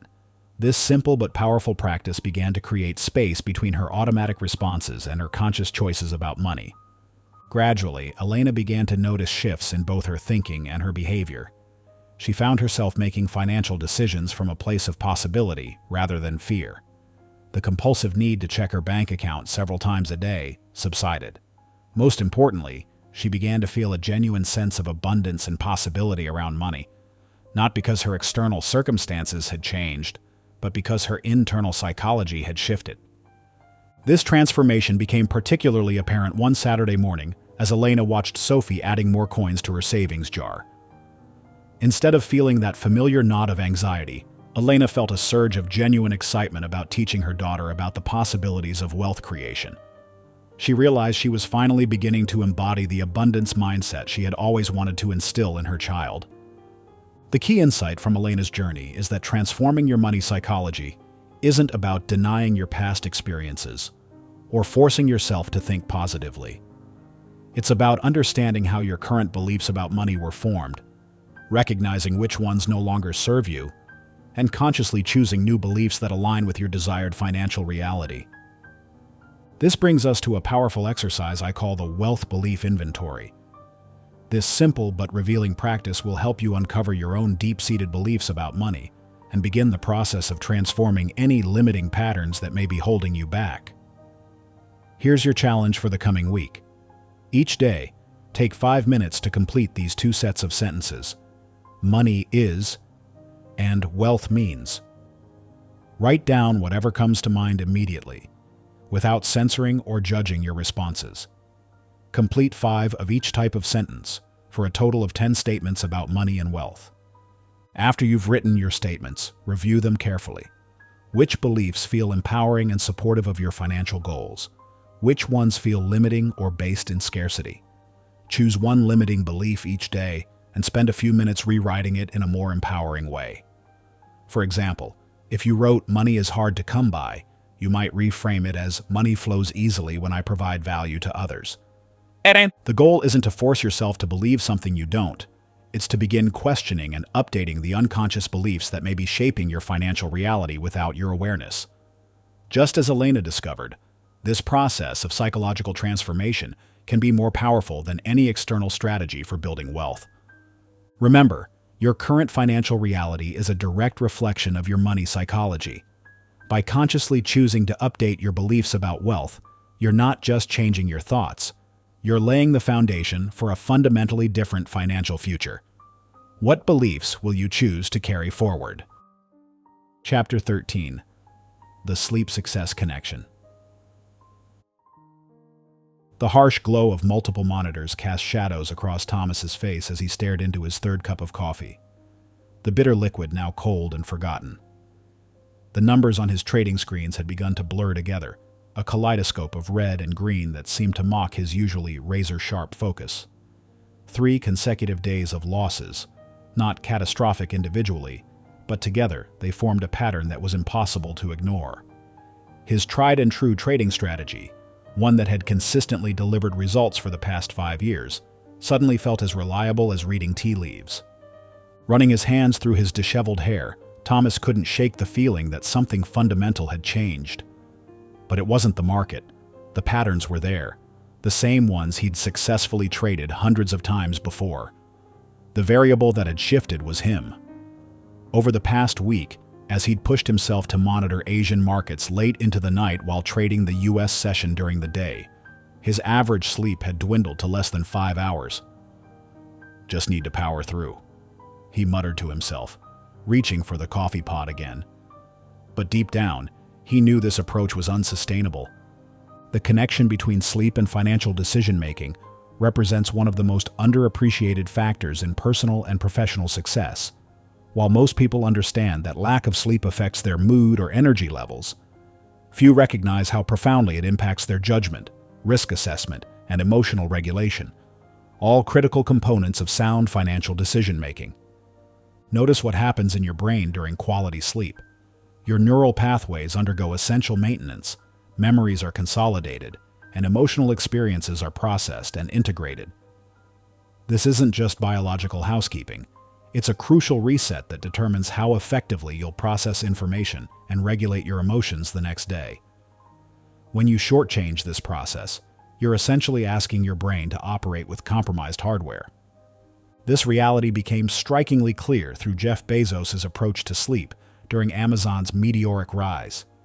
Even as he built one of the world's most valuable companies, Bezos maintained an unwavering commitment to getting 8 hours of sleep each night. This wasn't just personal preference, it was strategic wisdom. His famous quote, "I make my high-stakes decisions first thing in the morning," reveals a deep understanding of how cognitive function and decision-making quality are intrinsically linked to sleep quality. During Amazon's early days, when the company was burning through cash and facing skepticism from all sides, Bezos could have easily fallen into the trap of sacrificing sleep for more work hours. Instead, He recognized that the quality of his decisions mattered far more than the quantity of his working hours. He understood that sleep wasn't a luxury, it was a competitive advantage. This became particularly evident during the 2000 dot-com crash, when Amazon's stock price plummeted by more than 90%. While other tech CEOs were pulling all-nighters trying to save their companies, Bezos maintained his sleep discipline. This allowed him to make clear-headed decisions during one of the most challenging periods in his company's history. His well-rested brain could better distinguish between market panic and genuine threats, enabling him to stay focused on long-term growth, while others made reactive decisions based on fear. Bezos's approach aligns perfectly with neuroscience research, showing that sleep deprivation impairs activity in the prefrontal cortex, the brain region responsible for executive function, rational decision-making, and emotional regulation. When you're sleep-deprived, your brain shifts toward more emotionally driven responses, making you more likely to see threats where none exist and overreact to market movements or financial setbacks. Thomas's situation perfectly illustrated this dynamic. As his sleep debt accumulated, his trading decisions became increasingly reactive rather than strategic. He found himself jumping into trades based on gut feelings rather than his usual careful analysis. Worse, when trades moved against him, he struggled to maintain his normal emotional equilibrium, often holding losing positions too long out of stubborn denial or cutting winners too early out of anxiety. The turning point came when Thomas implemented what I call the peak performance sleep protocol. This wasn't just about getting more hours of sleep. It was about optimizing his sleep environment and schedule to maximize the quality of his rest. He began by establishing a non-negotiable sleep window of 7.5 hours, aligning it with his natural circadian rhythms. This meant restructuring his trading schedule to focus on U.S. markets and letting go of his attempts to trade multiple sessions. The protocol also included creating what sleep scientists call sleep hygiene, a set of practices that signal to your brain it's time to wind down. Thomas removed the blue light-emitting monitors from his bedroom, established a consistent pre-sleep routine, and most importantly, banned all trading-related activities for at least 2 hours before bed. This last change was perhaps the most crucial, as it allowed his brain to shift out of analytical mode and prepare for restorative sleep. The results were transformative. Within 2 weeks, Thomas noticed significant improvements in his trading performance. His ability to spot genuine opportunities versus false signals sharpened. His emotional resilience during trading sessions increased markedly. Small losses no longer triggered the spiral of poor decisions that had characterized his sleep-deprived state. Most importantly, his win rate returned to its previous levels, but now with an added element of consistency he hadn't experienced before. One particularly telling moment came during a volatile market session that would have previously sent him into an emotional tailspin. A major economic announcement had triggered sharp price movements across multiple assets. The old, sleep-deprived Thomas would have either frozen in analysis paralysis or made impulsive trades trying to catch every move. Instead, well-rested and clear-headed, he calmly observed the volatility, waited for his specific setup to appear, and executed his strategy with precision, resulting in one of his most profitable trading days of the month. The key insight from Thomas's experience is that sleep isn't just about rest, it's about optimization. When you prioritize sleep quality, you're not just avoiding the negatives of sleep deprivation, you're actively enhancing your decision-making capabilities and emotional regulation. This is particularly crucial in fields like trading or investing, where the difference between success and failure often comes down to mental clarity and emotional control. This brings us to your challenge for the coming week, the Sleep Optimization Challenge. This simple but powerful experiment will help you understand how sleep quality affects your decision-making and emotional states. Each morning for the next 7 days, take 2 minutes to record 3 things. Your sleep quality on a scale of 1 to 5, where 1 is poor and 5 is excellent. The major decisions you make that day, and your overall emotional state. Be specific in your observations. Note what time you went to bed, when you woke up, and any factors that might have affected your sleep quality, stress, exercise, late meals, etc. For your decisions, pay particular attention to financial choices, but also include other significant decisions in your personal or professional life. For emotional state, rate both your overall mood and your emotional resilience when facing challenges. The goal isn't to radically change your sleep habits overnight. It's to build awareness of how sleep quality influences your daily performance and decision-making capacity. Like Thomas, you may discover that the key to better financial decisions isn't found in more analysis or better strategies, but in the fundamental way you prepare your brain to process information and regulate emotions through quality sleep. Remember, in the realm of high-performance decision-making, sleep isn't a luxury, it's a necessity. How will you optimize your sleep to enhance your success? Chapter 14. The Energy Advantage. The notification lit up Maria Rodriguez's phone screen like a tiny beacon of doom.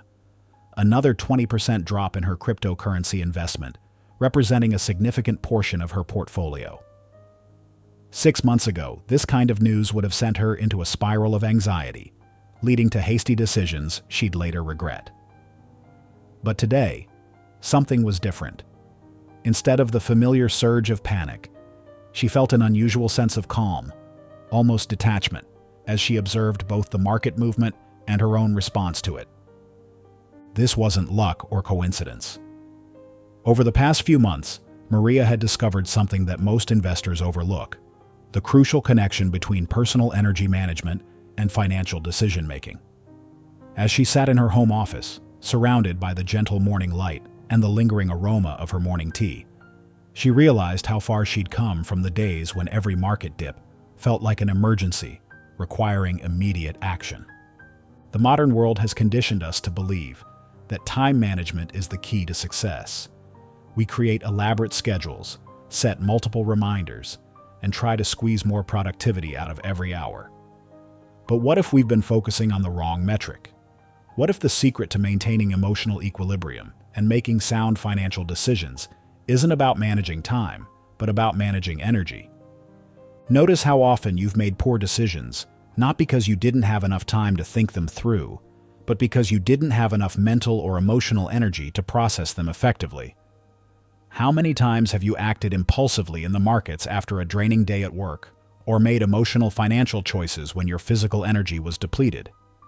This revelation became strikingly clear through Arianna Huffington's journey. Before founding Thrive Global, Huffington was the epitome of time management success, running a major media company, writing books, and appearing as a public speaker. She measured her success by how many hours she worked and how little she slept. That is, until she collapsed from exhaustion, hitting her head on her desk and waking up in a pool of her own blood.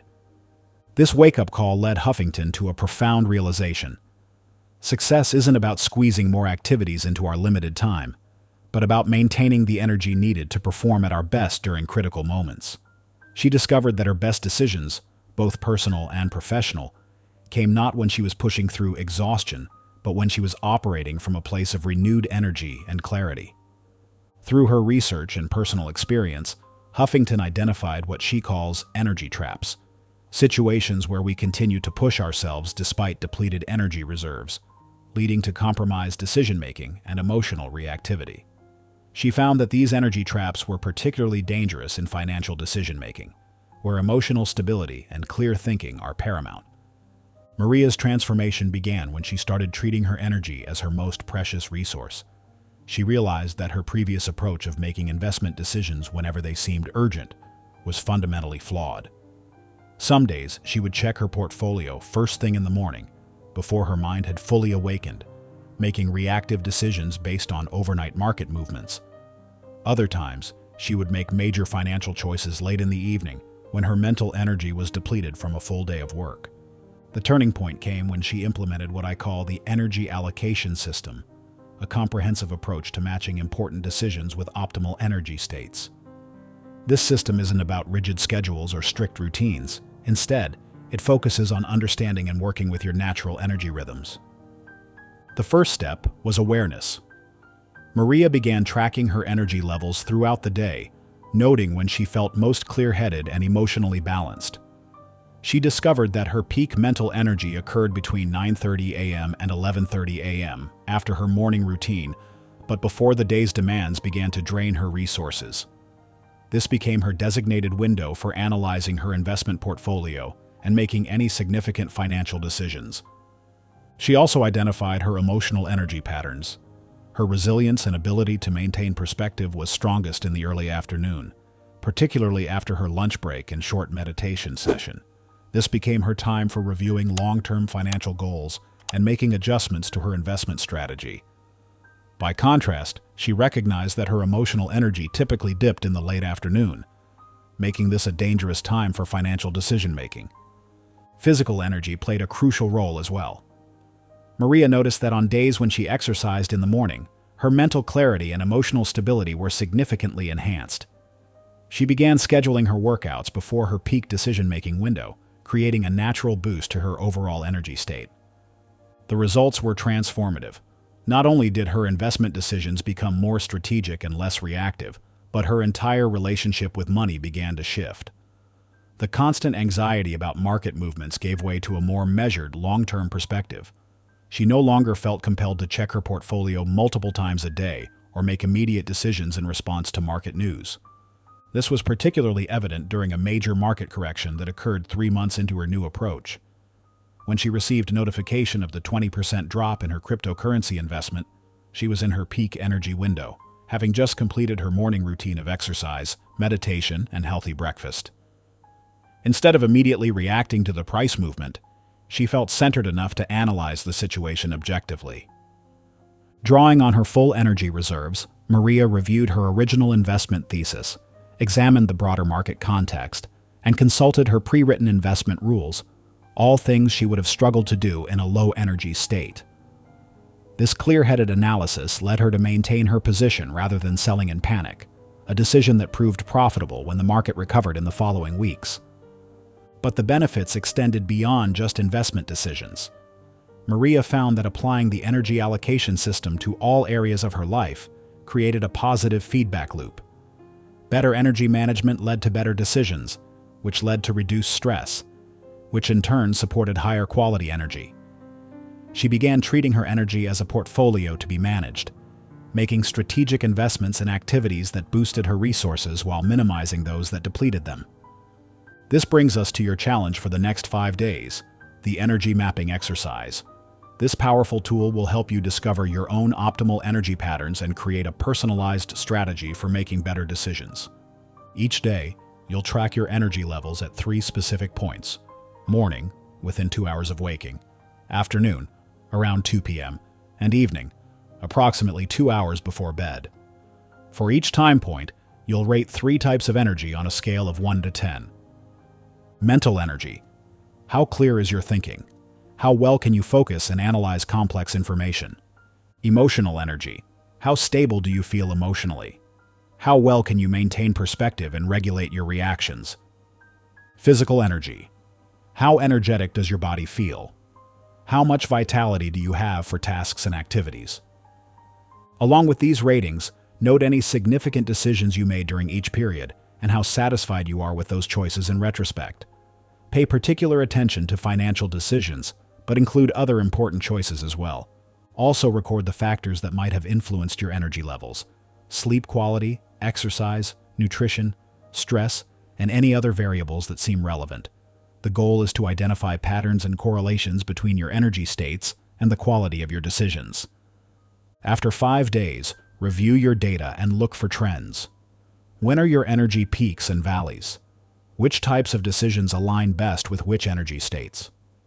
Use these insights to create your own energy allocation system, scheduling your most important decisions and challenging tasks during your optimal energy windows. Remember, the goal isn't to maintain peak energy all day. That's neither possible nor desirable.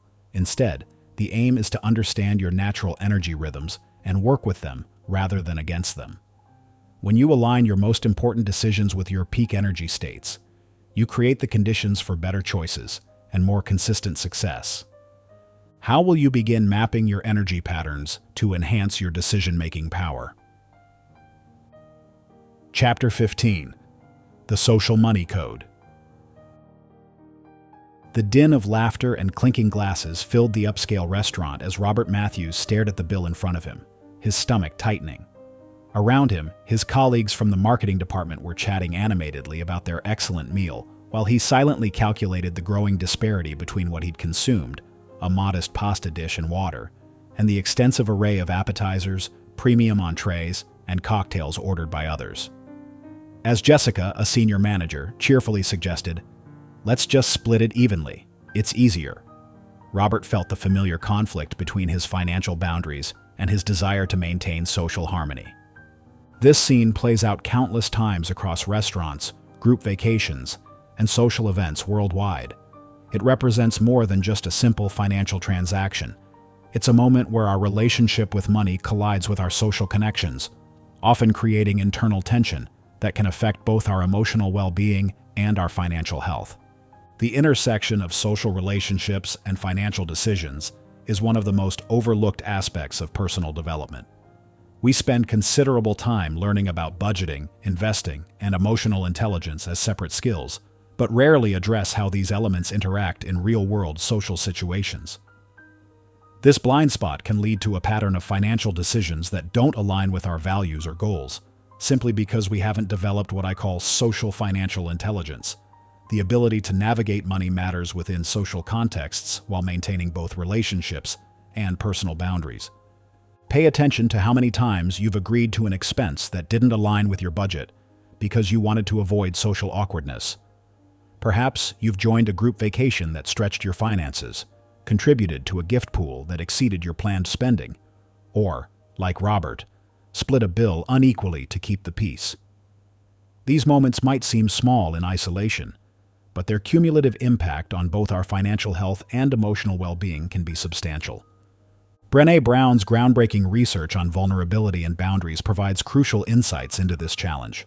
Through thousands of interviews, Brown discovered that people who maintain the healthiest relationships aren't those who always say yes or those who rigidly enforce their boundaries.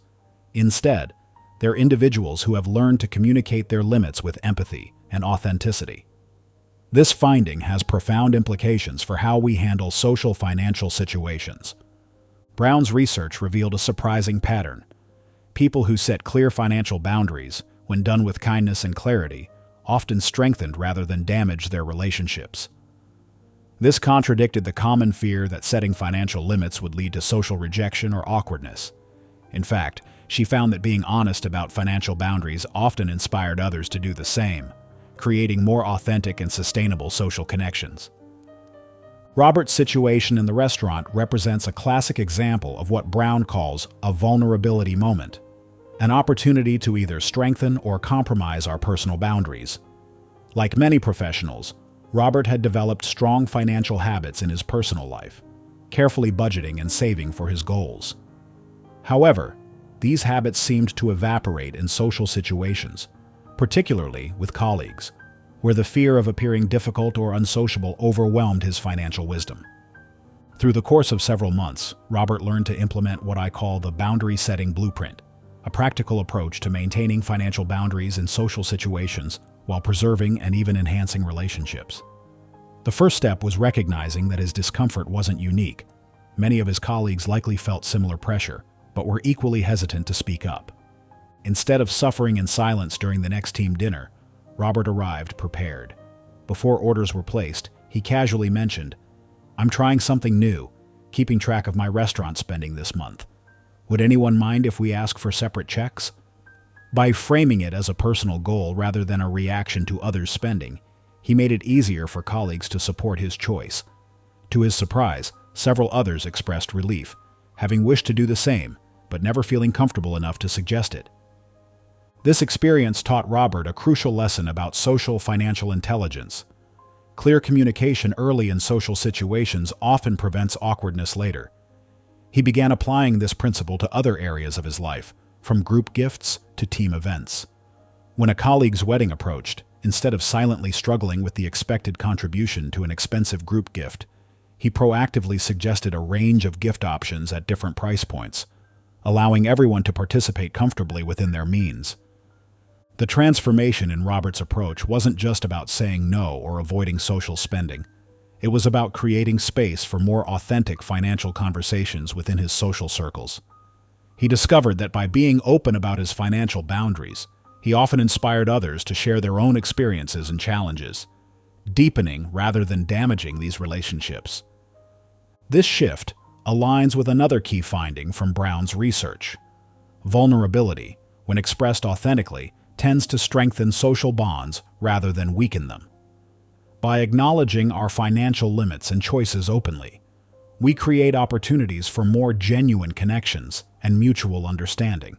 This doesn't mean sharing every detail of our financial situation, but rather being honest about our boundaries and respecting others' right to do the same. As Robert continued to develop his social financial intelligence, he noticed an interesting pattern. The people who initially seemed most likely to judge his financial boundaries often became his strongest supporters. Several colleagues privately thanked him for permission to be more mindful about their own spending in social situations.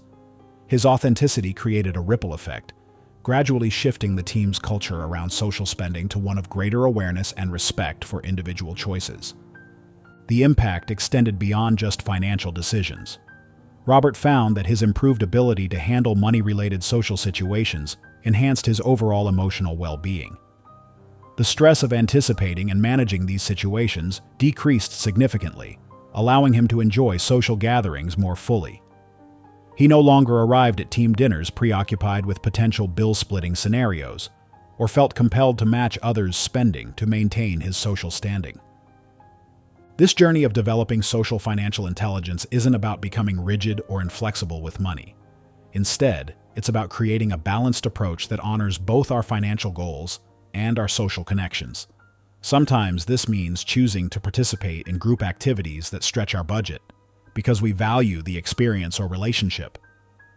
The key difference is that these decisions become conscious choices rather than passive responses to social pressure. Robert's story illustrates a crucial truth. The development of social financial intelligence is a gradual process that requires practice and patience. Each social financial situation becomes an opportunity to refine our approach, learn from our experiences, and strengthen our ability to maintain both financial boundaries and meaningful connections. This brings us to your challenge for the coming week, the Social Money Mindset Challenge. This exercise will help you develop your own social financial intelligence through careful reflection and practical application. Here's how to proceed. First, take some quiet time to identify 3 recent situations where social pressure influenced your financial decisions. Be specific about each scenario. What was the situation? Who was involved? What did you feel pressured to do? How did you actually respond? Most importantly, how did you feel about your decision afterward? Next, for each situation, script out alternative responses that better align with your financial boundaries while maintaining social harmony. There are different approaches: direct communication, suggesting alternatives, or finding creative compromises. Remember, the goal isn't to avoid social spending entirely, but to engage with it more intentionally. For example, if you frequently feel pressured to split restaurant bills equally, you might script, "I'd love to join you all for dinner. Would anyone mind if we get separate checks? It helps me keep track of my monthly budget." Or for group gifts, "I have a specific amount in mind for the gift. Would it be okay if I contribute what works for my budget, and you can adjust the gift choice accordingly?" Finally, commit to practicing one of these new responses in the coming week. Choose a response that feels challenging but manageable. Remember, this is about progress, not perfection. After you use your new response, note how others reacted and how you felt about the interaction. Throughout this challenge, remember that developing social financial intelligence isn't just about protecting your finances. It's about creating more authentic relationships where money doesn't become an unspoken source of tension. Your honesty and clarity about financial boundaries can inspire others to do the same, contributing to healthier social dynamics around money. The goal is to emerge from this challenge with not just scripts for common situations, but a deeper understanding of how you can maintain your financial integrity while nurturing your social connections. How will you begin transforming your approach to social financial situations? Chapter 16: The Power of Habit Stacking. The harsh blue light from her phone screen pierced the darkness of her bedroom as Olivia jolted awake to another notification. 2:17 a.m. Her heart raced as she saw the crypto market had dipped another 3% since her last check just 2 hours ago. This had become her nightly ritual, a cycle of anxiety-driven monitoring that left her exhausted during the day and second-guessing every financial decision. Like many investors in today's hyper-connected world, Olivia had fallen into what behavioral economists call the constant checking trap, where easy access to information paradoxically leads to poorer decision-making.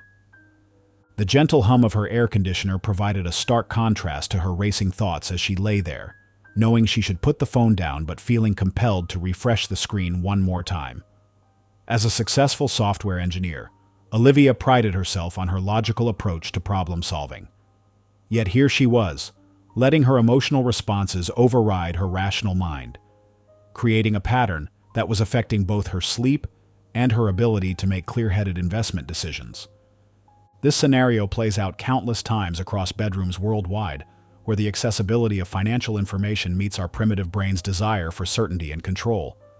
But within this common struggle lies an opportunity to understand one of the most powerful principles of personal transformation: habit stacking, the art of building new behaviors by connecting them to existing routines. Think about how you learn to brush your teeth every morning. This habit is so ingrained that you likely perform it without conscious thought. The power of habit stacking lies in connecting new behaviors to such established routines, creating a natural flow that makes maintaining positive changes almost effortless. This principle becomes particularly powerful when applied to our emotional and financial lives. Few people understand this concept better than Charlie Munger, Warren Buffett's longtime business partner and the vice chairman of Berkshire Hathaway. Munger's approach to personal and professional development centers on what he calls his lattice of mental models, a framework built through consistent daily habits of reading, reflection, and deliberate learning. What makes Munger's method particularly relevant is how he stacks these habits, connecting each new practice to an existing routine. For instance, Munger famously dedicates the first hour of each day to reading, not because he arbitrarily chose this timing, but because he connected this habit to his morning coffee routine. "I have found," Munger once explained at a shareholders' meeting, "that intelligence and good habits are both muscles that grow stronger with use and consistency." His approach wasn't about massive changes, but about building small, interconnected practices that compound over time. This principle of compounding habits mirrors the financial concept of compound interest: small, consistent actions that create exponential results over time. Just as a small amount invested regularly can grow into significant wealth through the power of compounding. Tiny behavioral changes, when stacked effectively, can transform our emotional and financial decision-making capacity. Returning to Olivia's situation, her journey of transformation began with a simple realization. Her late-night checking habit wasn't really about staying informed. It was about seeking control in moments of uncertainty. This insight led her to experiment with habit stacking, beginning with her morning routine. Instead of reaching for her phone first thing upon waking, she connected her investment review to her morning coffee ritual. The change wasn't dramatic at first. Olivia simply placed her phone in another room before bed and set up her coffee maker the night before. When she woke up, her first destination became the kitchen rather than her phone. As she waited for her coffee to brew, she would take 3 deep breaths, a small but significant pattern interrupt that helped clear her mind. Only after pouring her coffee would she check her investment portfolio, now doing so with a clearer head and more structured approach. This simple stack, coffee brewing, deep breathing, then portfolio review, created a foundation for better decision-making. The morning light and caffeine helped sharpen her focus, while the deliberate breathing calmed her emotional responses. Most importantly, by restricting her portfolio checks to this specific time, she broke the cycle of anxiety-driven monitoring that had been disrupting her sleep. The transformation went beyond just breaking a bad habit. As Olivia's morning routine became more established, she began adding other elements to her stack. After her portfolio review, she spent 5 minutes updating a simple investment journal, noting any significant changes and her planned responses. This additional layer of reflection helped her identify patterns in her emotional reactions to market movements and develop more strategic responses. Within weeks, Olivia noticed significant changes in both her emotional state and her investment performance. By reviewing her portfolio during her optimal cognitive time rather than during late-night anxiety spikes, she made more rational decisions. The consistent journaling practice helped her recognize market patterns and her own behavioral tendencies, leading to better informed choices rather than emotional reactions. Charlie Munger's influence on Olivia's transformation extended beyond just the habit-stacking framework. She began implementing his principle of inversion, thinking through problems backward. Instead of focusing on what could go right with an investment, she would first consider what could go wrong, doing this analysis during her morning review rather than during late-night worry sessions.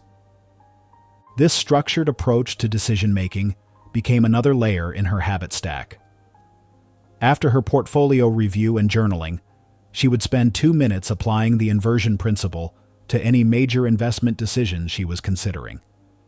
This simple addition helped her avoid several impulsive trades that, in retrospect, would have been driven more by FOMO, fear of missing out, than sound strategy. The ripple effects of these changes spread beyond just her investment behavior. The quality of her sleep improved dramatically once she broke the late-night checking habit. Better rest led to clearer thinking during the day, which in turn led to better decision-making in all areas of her life. She found herself more engaged at work, more present in her relationships, and generally more confident in her choices. Olivia's experience demonstrates a crucial truth about habit stacking. When we successfully change one key behavior, it often creates a positive domino effect in other areas of our lives. The principle works because it acknowledges a fundamental aspect of human psychology. Our brains love patterns and routine. By working with this tendency rather than against it, we can create lasting positive changes with relatively little willpower. The power of habit stacking lies not just in its effectiveness, but in its simplicity. Unlike complex behavior modification systems that require significant time and energy to maintain, habit stacking works by piggybacking on routines we already have. This makes it both more sustainable and more likely to succeed over the long term. Think about your own daily routines. Every morning contains dozens of potential anchor points for new habits. Making your bed, brushing your teeth, preparing breakfast, commuting to work. Each of these existing habits represents an opportunity to stack a new positive behavior, creating a chain of actions that can transform your emotional and financial well-being. Your challenge for the next 7 days is what I call the Habit Anchor Challenge. This exercise will help you begin building your own positive habit stack, starting with just one small but significant change. Here's how to proceed. First, identify one existing daily habit that you perform consistently. Something as simple as making your morning coffee or brushing your teeth. This will be your anchor habit. Next, choose one 60-second financial or emotional regulation action you'd like to incorporate into your daily routine. This could be checking your budget, reviewing your investment goals, or even taking 3 deep breaths while thinking about your financial priorities. For the next 7 days, commit to performing your chosen 60-second action immediately after your anchor habit. The key is to make the connection as automatic as possible. If you choose morning coffee as your anchor, for example, you might decide to review your daily budget while the coffee brews. The action should be simple enough to complete in 1 minute.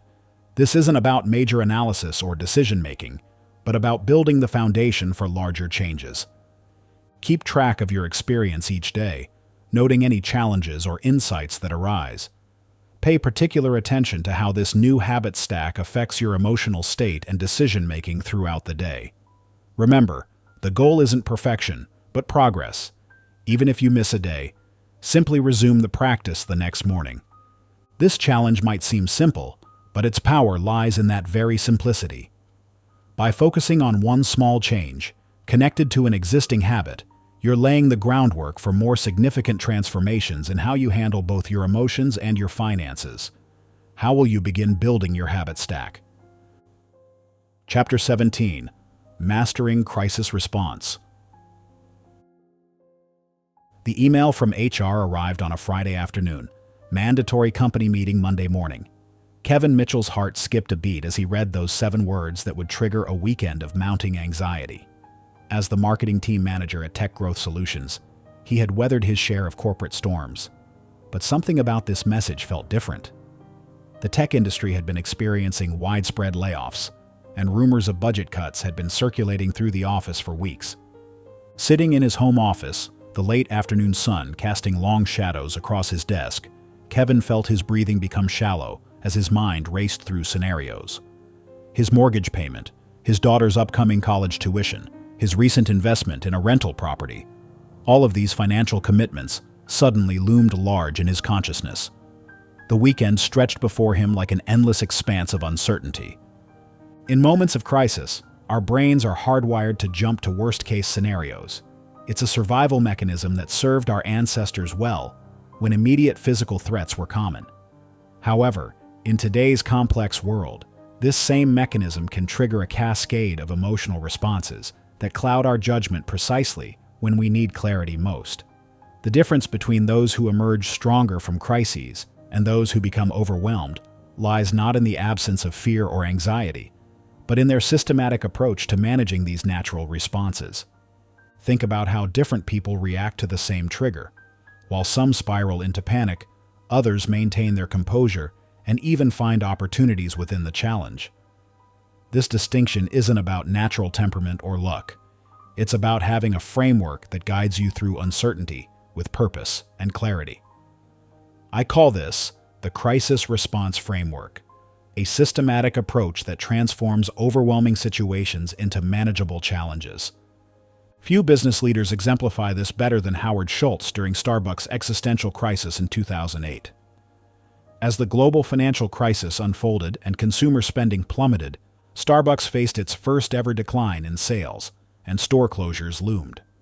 Instead of succumbing to panic, Schultz approached the crisis with what would become known as the transformation agenda. In his now famous memo to all employees, Schultz didn't sugarcoat the challenges ahead, but he also didn't let fear drive the narrative. He wrote, "We are in the midst of a serious transformation of our business and brand. The decisions we make in the coming weeks and months will determine our long-term success." What followed wasn't just a cost-cutting plan. It was a comprehensive strategy that acknowledged the emotional impact on employees while laying out clear, actionable steps forward. Schultz's approach demonstrated the key elements of effective crisis management: clear assessment of the situation, acknowledgement of emotions without being ruled by them, gathering of facts before making decisions, creating space for reflection, organizing a strategic response, and taking purposeful action. These elements form the backbone of what I call the Anchor Protocol, a systematic approach to navigating any crisis while maintaining both emotional and financial stability. Back in Kevin's home office, the weekend was unfolding exactly as many do in times of uncertainty, with mounting anxiety and decreasing clarity. His initial reaction had been to immediately update his resume and start applying for other jobs. But something made him pause. Through a colleague's recommendation, he had recently learned about the Anchor Protocol, and despite his racing thoughts, he decided to put it into practice. First, he focused on assessment. Instead of letting his mind run wild with scenarios, Kevin took out a notebook and wrote down exactly what he knew. There was a mandatory meeting on Monday. The company had been discussing restructuring, and his department had actually exceeded its targets for the past 2 quarters. This simple act of writing down the facts helped slow the spiral of catastrophic thinking. Next, he practiced noticing his emotions. Rather than trying to suppress his anxiety, Kevin acknowledged it. He was scared about potential job loss, worried about his financial obligations, and concerned for his team. By naming these emotions, he began to create some distance between his feelings and his ability to think clearly. The third step, collecting facts, proved particularly valuable. Kevin spent an hour reviewing his department's performance metrics, his personal financial situation, and the broader industry landscape. He realized that while a layoff was possible, he had built both professional value and financial buffers that gave him more options than he initially thought. Holding space, the fourth step of the protocol, was perhaps the most challenging, but also the most transformative. Instead of immediately acting on his anxiety, Kevin dedicated Saturday morning to reflection. He went for a long walk, practiced some basic breathing exercises, and allowed himself to consider multiple possible outcomes, both challenging and positive. By Sunday, he was ready for the organizing phase. Using the information he had gathered and the clarity gained through reflection, Kevin created 3 distinct scenarios: best case, minor restructuring with potential opportunities; middle case, some layoffs but his position retained; and worst case, job loss. For each scenario, he outlined specific action steps and resource requirements. Finally, he moved to response planning. Rather than remain paralyzed by uncertainty, Kevin prepared talking points for various scenarios, updated his professional documents as a precaution, and most importantly, developed a clear set of questions to ask during Monday's meeting. This structured approach helped him regain a sense of control and purpose. When Monday morning arrived, Kevin walked into the office with a different energy than he would have had without using the Anchor protocol. The meeting revealed a reorganization plan that, while involving some changes, actually presented new opportunities for those willing to adapt and take on additional responsibilities. Because he had done the emotional and strategic work over the weekend, Kevin was able to engage with these changes constructively rather than reactively. His preparation allowed him to ask insightful questions about the reorganization's impact on his team and identify potential opportunities for growth within the new structure. While some colleagues were caught off guard and responded emotionally, Kevin's composed approach caught the attention of senior management. Within 3 months, he would be promoted to lead the newly consolidated marketing division, an outcome that wouldn't have been possible if he had let his initial panic drive his actions. The Anchor protocol's effectiveness lies not just in its systematic approach to crisis management, but in its recognition that emotional regulation and strategic thinking must work in tandem. When we face potential crises, our natural tendency is to either act immediately from a place of fear or become paralyzed by uncertainty. This protocol provides a middle path, one that acknowledges our emotional responses while creating space for strategic action. Howard Schultz's success in transforming Starbucks during the 2008 crisis demonstrates the power of this balanced approach. Instead of making reactive cuts or maintaining an unsustainable status quo, he used the crisis as a catalyst for necessary changes. The company closed underperforming stores, retrained baristas, and reinvested in quality and customer experience. These decisions, made with both emotional intelligence and strategic clarity, not only helped Starbucks survive the financial crisis, but emerge stronger. Your challenge: the crisis simulation exercise. Over the next hour, you'll create your own crisis response playbook using a simplified version of the Anchor protocol. Here's how to proceed. First, identify 3 potential personal or professional crises that you worry about. These could range from job loss to investment downturns to family emergencies. Choose scenarios that feel real and significant to you. For each scenario, spend exactly 5 minutes outlining a specific response plan. Use the Anchor protocol as your guide. Assess the situation's real parameters. Note the emotions you'd likely feel. List the key facts you'd need to gather. Identify how you'd create space for reflection. Organize your potential responses and outline specific action steps. Be as concrete as possible in your planning. Instead of general statements like, find a new job, break down the actual steps, update resume, contact 5 specific people in your network, research 3 target companies, etc. The goal isn't to predict every possible crisis, but to develop the muscle memory of systematic response.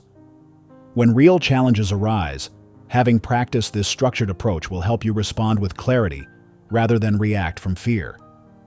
Remember, the most valuable crisis management tool isn't predicting every possible scenario.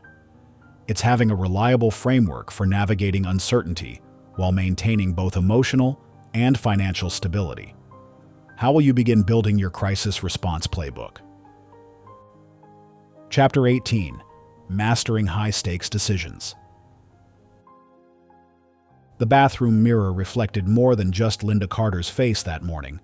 It captured the subtle tremor in her hands and the determined set of her jaw as she rehearsed the words that could change everything. "I've consistently exceeded targets for the past 18 months, she began, then stopped, shaking her head. The silence of her pre-dawn bathroom seemed to amplify every doubt, every fear about the conversation ahead. As a senior account manager at a leading advertising firm, Linda had orchestrated countless high-stakes client presentations. Yet this was different. This wasn't about landing another account. This was about securing her family's future. 3 weeks ago, she had discovered her daughter's acceptance letter to her dream college, tucked away in the back of a drawer. Emma hadn't shown it to her parents, knowing the tuition would stretch their already tight budget beyond its limits. That hidden letter became Linda's catalyst, pushing her toward a moment she had been avoiding for months, asking for the raise she knew she deserved, but feared requesting. When we face decisions that carry significant weight, whether financial, professional, or personal, our natural response mechanisms can either serve as our greatest allies or our most formidable obstacles. The key lies not in eliminating the pressure these moments bring, but in understanding how to harness that pressure to enhance rather than impair our decision-making capacity. High-stakes decisions activate our body's stress response system in ways that can feel overwhelming. Your heart rate increases, your breathing becomes shallow, and your mind might race through worst-case scenarios. These physical and mental responses evolved to help our ancestors survive immediate physical threats.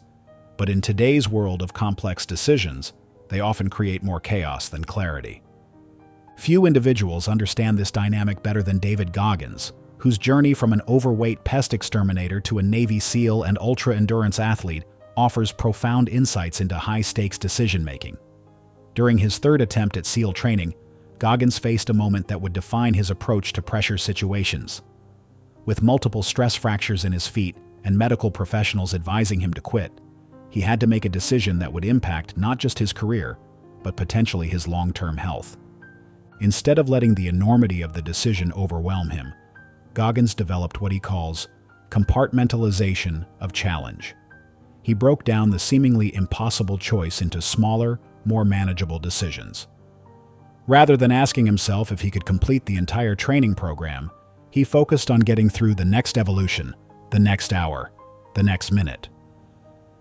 This approach allowed him to maintain clarity despite extreme physical pain and mental pressure.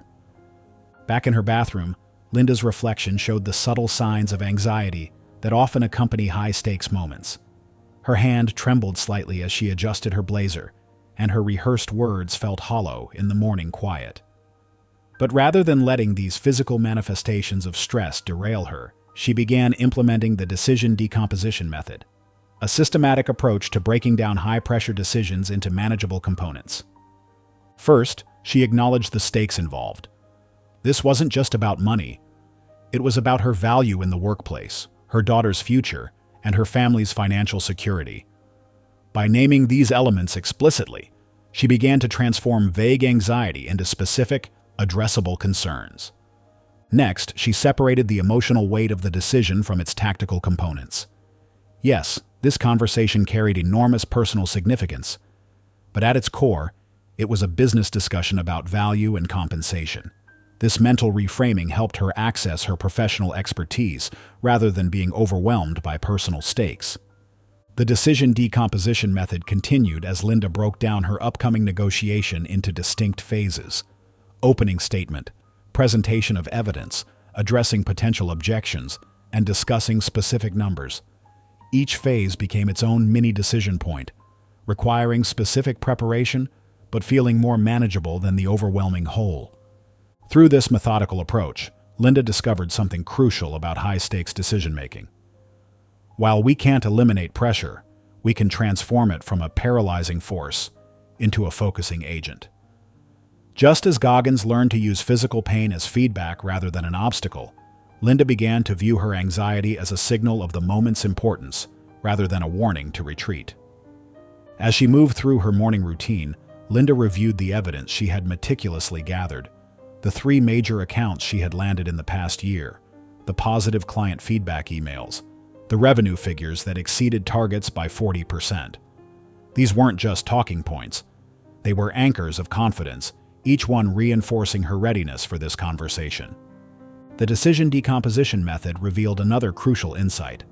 High-stakes decisions often feel overwhelming because we view them as single, massive choices rather than a series of smaller, manageable decisions. By breaking down her negotiation strategy into specific components, Linda could focus on executing each element effectively rather than being paralyzed by the overall importance of the moment. When Linda finally walked into her office that morning, she carried with her not just a folder of achievement metrics, but a transformed approach to handling pressure. Instead of trying to suppress her nervous energy, she channeled it into heightened awareness and preparation. When her calendar reminder appeared for the 10 a.m. meeting with her director, she didn't feel the usual surge of anxiety. Instead, she experienced what athletes call controlled arousal, the optimal state of engagement where pressure enhances rather than impairs performance. The meeting itself became a masterclass in composed execution. Linda opened with a clear statement of purpose, supported by specific achievements. When her director raised concerns about budget constraints, she was ready with market compensation data and revenue projections. The conversation flowed not as a confrontation, but as a strategic discussion between professionals. By the meeting's end, Linda had secured not just the raise she sought, but also a commitment to review her role for potential advancement. Her director later commented on her exceptional preparation and composure, qualities that reinforced the very value she was asserting. The transformation in Linda's approach offers valuable insights into handling high-stakes decisions. By decomposing seemingly overwhelming choices into manageable components, we can maintain clarity and purpose even under significant pressure. This method doesn't eliminate the stakes involved. It simply makes them more navigable. Your challenge: the stakes skill alignment exercise. Over the next 5 days, you'll practice matching your decision-making approach to the actual stakes involved in each situation. Here's how to proceed. Each morning, identify one significant decision you expect to face that day. Rate its importance on a scale of 1 to 5, with 5 being highest stakes. Write down the specific reasons for your rating. What makes this decision significant? Throughout the day, consciously match your decision-making approach to these stakes. For a level 2 decision, you might use basic pro-con analysis. For a level 4 or 5 decision, employ the full decision decomposition method. At day's end, record 3 things: the decision you made, how well your approach matched the actual stakes involved, and what you learned about your decision-making process. The goal isn't to treat every decision as high stakes, but to develop the discernment to match your mental and emotional engagement to the true importance of each choice. Through this practice, you'll build the muscle memory of appropriate response, ensuring you neither overreact to minor decisions nor underestimate truly significant ones. Remember, mastering high-stakes decisions isn't about eliminating pressure. It's about learning to use that pressure as a tool for enhanced performance, rather than a trigger for impaired judgment. How will you begin aligning your decision-making approach with the stakes involved in your choices? Chapter 19. The Emotional DNA of Money Decisions. The inheritance notification sat in her inbox for 3 days before Amanda could bring herself to open it. Each time her cursor hovered over the subject line, Estate of Thomas, Final Distribution. Her heart would race, and her hands would grow clammy. Her father's passing 6 months ago had left an emotional void that no amount of money could fill, and now this email represented the final chapter of his earthly presence. Amanda, a normally decisive marketing consultant who prided herself on quick, data-driven choices, found herself paralyzed by the intersection of grief, responsibility, and opportunity. The weight of financial decisions becomes exponentially heavier when emotions enter the equation. Whether it's an inheritance, a sudden job loss, or an unexpected windfall, our ability to make sound choices often gets tangled in a web of complex feelings: grief, excitement, fear, guilt, or even shame. These emotions don't just influence our decisions, they can completely hijack our normal decision-making processes. In Amanda's case, the unopened email represented more than just money. It carried the weight of her father's legacy, his hopes for her future, and the responsibility of honoring his lifetime of careful financial stewardship. Each time she considered opening it, memories would flood back. Sunday morning dim sum where he taught her to calculate the tip, her first savings account that he helped her open, the proud smile when she landed her first client. The emotions were so overwhelming that even thinking about the inheritance triggered a cascade of memories and feelings that made rational decision-making seem impossible. Financial emotional intelligence, FEI, emerges as a crucial skill in these moments. The ability to recognize, understand, and productively channel emotions specifically related to money decisions. Unlike general emotional intelligence, FEI focuses on the unique psychological landscape that money issues create. It's about developing the capacity to feel deeply while still maintaining the clarity to make sound financial choices. Few figures in financial history better exemplify this principle than Jack Bogle, the founder of Vanguard and pioneer of index investing. During the market crash of 1987, when the Dow dropped 22.6% in a single day, Bogle demonstrated remarkable emotional awareness while others panicked. His famous quote, "Don't do something, just stand there," wasn't about emotional suppression. It was about emotional awareness leading to strategic inaction. Bogle's approach wasn't born from cold detachment, but from a deep understanding of how emotions influence financial decisions. During that historic market crash, he received countless calls from investors wanting to sell everything. Instead of dismissing their fears, he acknowledged them while helping investors understand the difference between emotional reactions and strategic responses. This ability to recognize and work with emotions rather than against them became a cornerstone of Vanguard's investment philosophy. The same principles that guided Bogle's approach to market volatility can be applied to personal financial decisions, especially during emotionally charged times. When Amanda finally opened the email, her hands shaking slightly as she clicked, she found herself overwhelmed not just by the number she saw, but by the flood of emotions it triggered: gratitude, responsibility, anxiety about making the right choices, and a deep sense of connection to her father's memory. Instead of trying to push these emotions aside or letting them drive impulsive decisions, Amanda began implementing the emotional asset allocation technique, a structured approach to making financial decisions during emotionally charged times. The first step was simply acknowledging and naming each emotion she felt about the inheritance. By creating an emotional inventory, she could begin to separate her feelings about her father from her decisions about the money. This process revealed something crucial about financial emotional intelligence. Emotions aren't obstacles to good financial decisions. They're valuable sources of information that need to be properly interpreted. Amanda's anxiety about making the right choices, for instance, reflected her deep respect for her father's financial wisdom. Her desire to honor his memory could serve as motivation to make thoughtful, well-researched decisions rather than quick, emotional ones. The emotional asset allocation technique continued as Amanda created 3 distinct categories for her inheritance decisions: immediate needs, future security, and legacy goals. This framework allowed her to honor both her emotional needs and practical financial considerations. She allocated a small portion to something meaningful that connected her to her father's memory, renovating the kitchen where they had spent so many Sunday mornings cooking together. The bulk went into long-term investments that aligned with his conservative philosophy, while a portion was set aside for her own daughter's education, extending his legacy to the next generation. Through this process, Amanda discovered that financial emotional intelligence isn't about suppressing emotions or making purely logical decisions.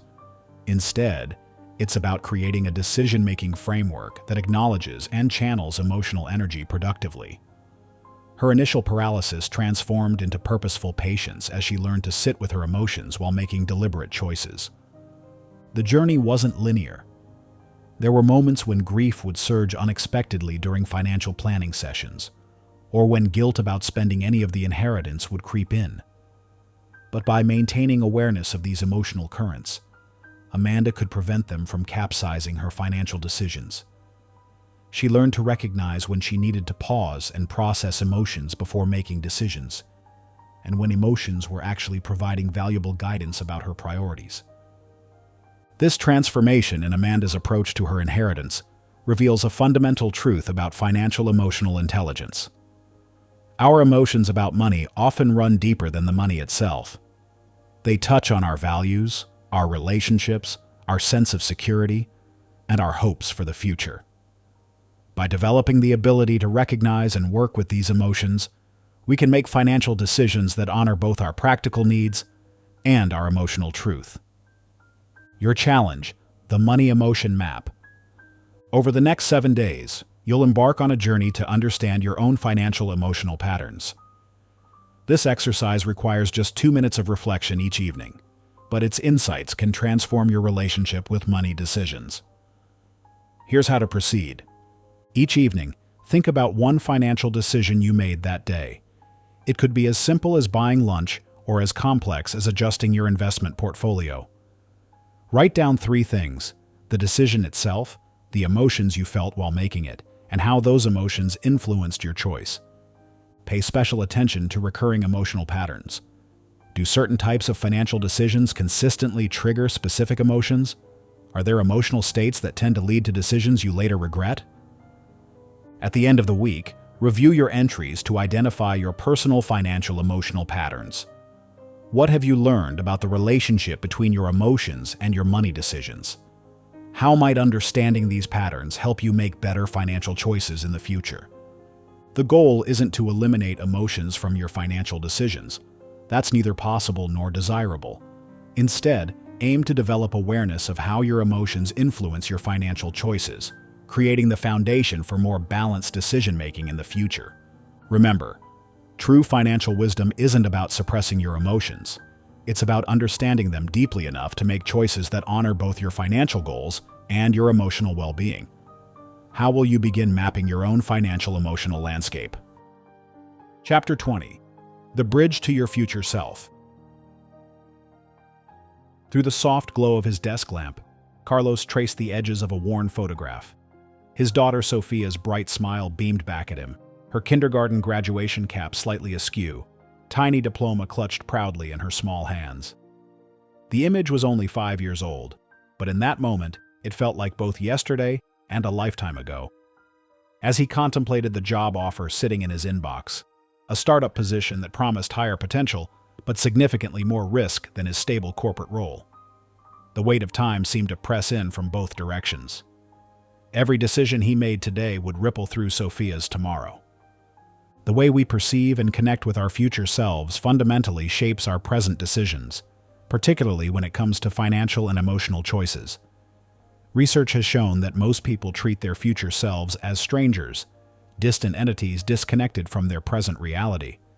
This temporal disconnection often leads to decisions that prioritize immediate emotional comfort over long-term well-being. It's why we choose the instant gratification of an impulse purchase over retirement savings, or why we stay in comfortable but limiting situations rather than taking calculated risks for future growth. For Carlos, the photograph served as a bridge between present and future. Each time he looked at Sophia's smile, he couldn't help but project forward, seeing not just the kindergarten graduate, but the high school senior, the college student, the young professional she might become. These mental time travels weren't mere daydreams. They were crucial exercises in what psychologists call temporal perspective, our ability to connect meaningfully with different points in time. The challenge of maintaining long-term vision during short-term pressure is one that even world leaders grapple with, as demonstrated during Barack Obama's presidency, particularly during the 2008 financial crisis. When faced with the potential collapse of the American auto industry, Obama had to navigate between intense, immediate pressures and long-term economic implications. The auto industry bailout was deeply unpopular at the time, with polls showing that nearly 2/3 of Americans opposed it. Obama's approach, which he later termed playing the long game, demonstrated the power of temporal perspective in decision-making. Despite enormous political pressure and immediate public criticism, he focused on the future impact of his choices. "I wasn't going to let more than 1 million jobs vanish and leave communities across America devastated as a consequence," he later wrote. "Someone had to think about 5 years down the road, 10 years down the road." The bailout decision required Obama to weather significant short-term political damage for long-term economic benefit. This wasn't just about economic forecasting. It required a deep emotional connection to a future that hadn't yet arrived. He had to feel the weight of potential futures, both the devastating impact of inaction and the possible benefits of intervention. even when those benefits wouldn't be visible for years. Back in his home office, Carlos found himself wrestling with a similar tension between present security and future potential. His current job offered stability, predictable hours, solid benefits, a clear career path. The startup position meant longer hours, more uncertainty, but also the possibility of building something meaningful from the ground up. The salary was actually lower, but the equity potential could set Sophia up for college and beyond, or it could amount to nothing. As he stared at Sophia's photograph, Carlos realized he needed a more structured way to connect with and evaluate these different possible futures. This led him to develop what he called the Future Self Protocol, a systematic approach to making decisions with a clearer sense of their long-term implications. The first step was simple but powerful. Instead of trying to imagine abstract futures, he began writing regular letters to Sophia's future self, describing the world he hoped to help create for her. This practice helped Carlos understand that his decision wasn't just about risk versus security. It was about the kind of example he wanted to set for his daughter. Would she remember a father who played it safe, or one who took calculated risks in pursuit of meaningful goals? The question wasn't purely philosophical. It had practical implications for how she might approach her own future challenges. The Future Self Protocol expanded as Carlos began mapping out different decision scenarios, not just in terms of their financial implications, but their potential impact on family time, personal growth, and the values he hoped to instill in Sophia. He created what he called future echoes, specific moments he could imagine in detail, like Sophia's high school graduation, and worked backward to understand how his present choices might affect those moments. This process revealed something crucial about temporal perspective. Our ability to make wise, long-term decisions often depends on making the future feel more concrete and emotionally resonant. When we treat our future selves as strangers, we tend to saddle them with burdens we wouldn't accept for ourselves today. Debt, health problems, unfulfilling careers. But when we develop a stronger connection to our future selves, we naturally make more balanced decisions.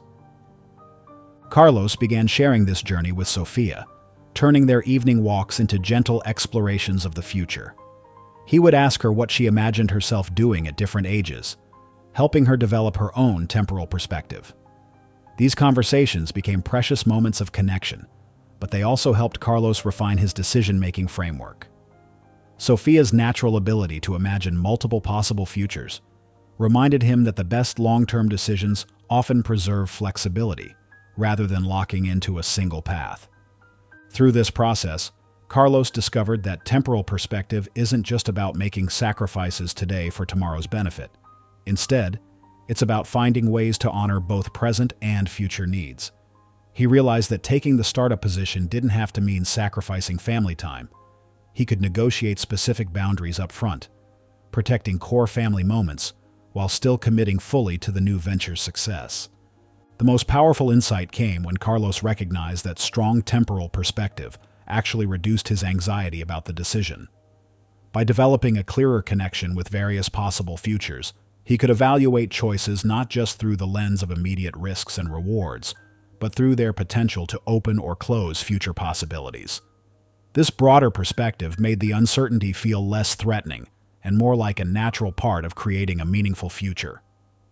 This transformation in Carlos's approach reveals a fundamental truth about temporal perspective. Our decisions improve dramatically when we can feel genuine emotional connection to our future selves. It's not enough to intellectually understand long-term consequences. We need to develop the capacity to empathize with and care for the future versions of ourselves and our loved ones. Your challenge, the Time Bridge exercise. Take a quiet moment to write a one-page letter to yourself 10 years in the future. This isn't just a planning exercise. It's an opportunity to build emotional connection with your future self. Begin by describing your current situation, including your hopes, fears, and the decisions you're wrestling with today. Then, write about how you imagine your future self might look back on this moment. Think about these questions as you write. What decisions are you making today that your future self will thank you for? What opportunities are you possibly missing out of fear or short-term thinking? What habits or patterns do you hope your future self has broken free from? What legacy do you want to be building with your current choices? After writing the letter, identify 3 specific actions you can take this week that would make your future self proud. These don't have to be dramatic changes. Small, consistent steps often create the most sustainable long-term impact. Keep your letter somewhere visible and spend a few minutes each morning this week connecting with your future self before making any significant decisions. Notice how this temporal perspective begins to influence your choices, both big and small. Remember, the goal isn't to sacrifice your present happiness for some distant future. Instead, aim to make choices that honor both your current needs and your long-term well-being. What first step will you take today to build a stronger bridge to your future self? Chapter 21. The Heart of Financial Partnership. The clink of silverware against plates echoed through an otherwise silent dining room as James pushed his pasta around, avoiding eye contact with Sarah across their carefully set table. What had started as a routine discussion about wedding planning had spiraled into their third heated exchange about combining finances. The carefully selected wine, meant to celebrate their engagement, sat untouched between them, a symbol of the invisible barrier that money discussions seemed to erect in their otherwise strong relationship. "I just don't understand why you won't consider a joint account." Sarah finally broke the silence, her voice carrying more hurt than anger. "Don't you trust me?"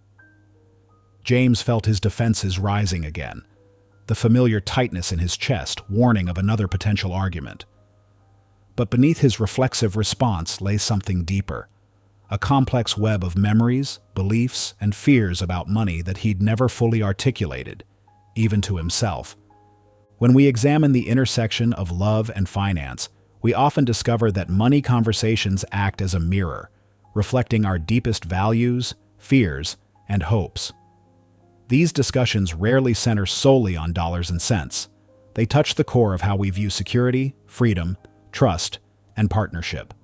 What appears on the surface as a simple disagreement about joint accounts or budgeting often masks deeper questions about identity, control, and vulnerability. The complexity of merging lives financially stems from the fact that each person brings their own money story to the relationship. These stories begin forming in childhood, shaped by family dynamics, cultural influences, and personal experiences with financial security or scarcity. Like James, many find themselves reacting to present situations through the lens of past experiences they may not even consciously remember. Notice how James's resistance to joint accounts stemmed from watching his parents' bitter divorce, where shared finances became weapons in their separation. Meanwhile, Sarah's push for complete financial merger reflected her family's model of successful marriage, where money represented trust and unity. Neither perspective was inherently right or wrong, but understanding these underlying narratives became crucial for moving their conversation forward. This dynamic of financial intimacy and its challenges is something Melinda Gates has spoken about extensively, both in the context of her marriage to Bill Gates and her philanthropic work.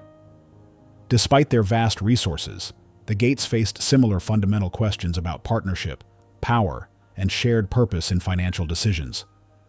Melinda's approach, which she termed equal partnership, emphasized understanding each person's values and fears before addressing practical financial arrangements. In her book, The Moment of Lift, Melinda Gates shared how she and Bill developed their philanthropic partnership through countless conversations about values rather than just numbers.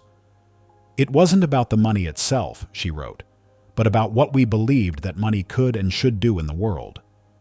This insight, that financial discussions serve as vehicles for exploring shared values and visions, became fundamental to their success both as a couple and as philanthropists. The Gates' example illustrates a crucial principle. Successful financial partnerships require emotional intelligence as much as financial acumen.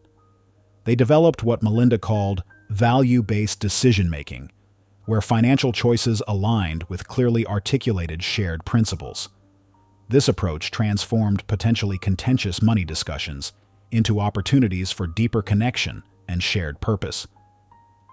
Returning to James and Sarah's dinner table, we see how this understanding began to shift their conversation. James realized that his automatic resistance to joint accounts wasn't really about trust in Sarah. It was about his unprocessed fears from childhood. Similarly, Sarah recognized that her push for completely merged finances reflected her deep need for acknowledgement as an equal partner, stemming from watching her mother's financial dependence. This awareness led James to develop what he called the Partnership Alignment Protocol, a structured approach to financial discussions that addressed both practical and emotional dimensions. The first step involved each partner separately writing their money story, exploring how their family handled finances, their earliest money memories, and their biggest financial fears and dreams. When James and Sarah shared their money stories, the atmosphere shifted dramatically. James spoke about watching his mother struggle to rebuild her financial life after divorce, helping Sarah understand his deep-seated need for some financial autonomy. Sarah revealed how her parents' complete financial transparency had created a model of trust she yearned to replicate, giving James insight into why separate accounts felt like emotional distance to her. The protocol then moved them beyond just understanding to active collaboration.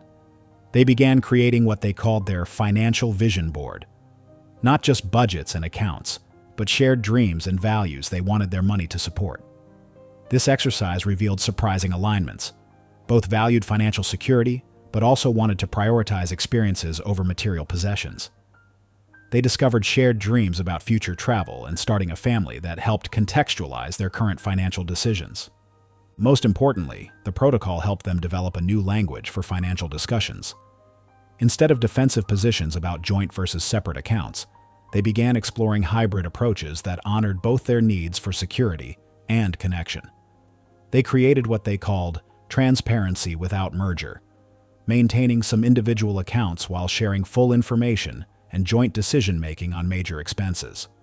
The transformation in their financial discussions reflected a deeper shift in their relationship. Money talks became opportunities for intimacy rather than sources of conflict. They developed regular money dates where they reviewed their finances together, not just tracking expenses, but celebrating progress toward shared goals and adjusting their approach as needed. This evolution didn't eliminate all financial tension, but it provided them with tools to navigate disagreements constructively. When conflicts arose, they returned to their shared values and money stories, using these as touchstones to find common ground. They learned to recognize when reactions were rooted in past experiences rather than present reality, giving each other grace during triggered moments. Their journey illustrates a fundamental truth about financial partnership. The goal isn't to eliminate all differences in money attitudes, but to create a framework where these differences can coexist and even strengthen the relationship. Just as Melinda and Bill Gates found that their different perspectives enhanced their philanthropic impact, James and Sarah discovered that their complementary money styles could create a more balanced financial approach. The success of their partnership alignment protocol rested on several key principles. First, it prioritized understanding over agreement, focusing initially on hearing each person's perspective rather than rushing to solutions. Second, it treated financial planning as an ongoing conversation rather than a one-time decision, allowing their approach to evolve with their relationship. Finally, it acknowledged that financial intimacy, like emotional intimacy, develops gradually through consistent small actions rather than grand gestures. Your challenge, the Money Talk Challenge. This week, you'll prepare for and initiate one meaningful financial conversation with a key person in your life, whether a romantic partner, family member, or close friend. This isn't just about discussing numbers. It's about understanding each other's money story and values. First, prepare by reflecting on your own money story. Write down your earliest memory about money, your family's financial attitudes, and your biggest financial fears and dreams. Then, schedule a dedicated time for this conversation. Ensure you have at least an hour without distractions. Create a comfortable environment, perhaps over a favorite meal or during a quiet walk. Begin by sharing your own money story, being vulnerable about your fears and hopes. Use phrases like "I feel," rather than "you should" or "you never." Listen actively to your conversation partner's story without judgment or interruption. Look for patterns and connections between your experiences, even if your conclusions about money differ. Focus on understanding rather than problem-solving in this initial conversation. After sharing stories, identify one small step you can take together to build financial trust or alignment. This might be as simple as agreeing to regular money discussions or creating a shared savings goal for something you both value. Document both your insights from the conversation and your agreed-upon next step. Plan to revisit this discussion in a month to see how your understanding of each other has influenced your financial interactions. Remember, the goal of this challenge isn't to solve all financial disagreements in one conversation, but to begin building a foundation of understanding that can transform how you approach money discussions in your relationships. What story will you share first? Chapter 22. The Peak Performance State. The harsh fluorescent lights had long since dimmed to their evening setting, casting long shadows across Nicole's empty office. Her colleagues had all departed hours ago, leaving only the gentle hum of the HVAC system to accompany her racing thoughts. The job offer email glowed on her screen, its implications seeming to pulse with each passing moment. Double the salary, leadership position, relocation to Seattle. Each line carried the weight of profound change, and with every reread, Nicole felt her chest tighten with a familiar mix of excitement and terror. She'd been preparing for an opportunity like this throughout her career, yet now that it had arrived, she found herself frozen in what psychologists call analysis paralysis, that peculiar state where the magnitude of a decision paralyzes our ability to make it. The irony wasn't lost on her. As a senior project manager known for her decisive leadership, she'd guided countless teams through complex decisions. But this was different. This wasn't about project timelines or resource allocation. This was about completely reimagining her future. The way we manage our emotional and mental state during pivotal professional moments often determines not just the quality of our decisions, but the trajectory of our entire careers. What separates exceptional performers from average ones isn't just their technical skills or experience. It's their ability to access and maintain optimal emotional states when stakes are highest. This capacity, what I call performance state management, becomes the invisible advantage that drives career-defining moments. Notice how your emotional state impacts every aspect of professional performance. When you're in a peak state, focused, confident, and energized, complex problems seem to unravel naturally. Difficult conversations flow effortlessly, and decisions feel clear and purposeful. Conversely, when you're in a suboptimal state, anxious, overwhelmed, or scattered, even routine tasks can feel insurmountable. The key to consistent professional excellence lies not in trying to eliminate challenging emotional states, but in developing the ability to navigate and transform them. Few stories illustrate this principle more powerfully than Phil Knight's journey building Nike. In his memoir, Shoe Dog, Knight reveals moments where the company's survival hung by a thread, particularly during 1975, when a perfect storm of challenges threatened to bankrupt the fledgling company. Facing a massive FDA fine, a federal investigation, and a bank ready to call their loans, Knight found himself in what seemed like an impossible situation. What's fascinating isn't that Knight avoided feeling overwhelmed. He absolutely did feel the crushing weight of potential failure. The difference lay in how he managed these emotional states to maintain clear decision-making capacity.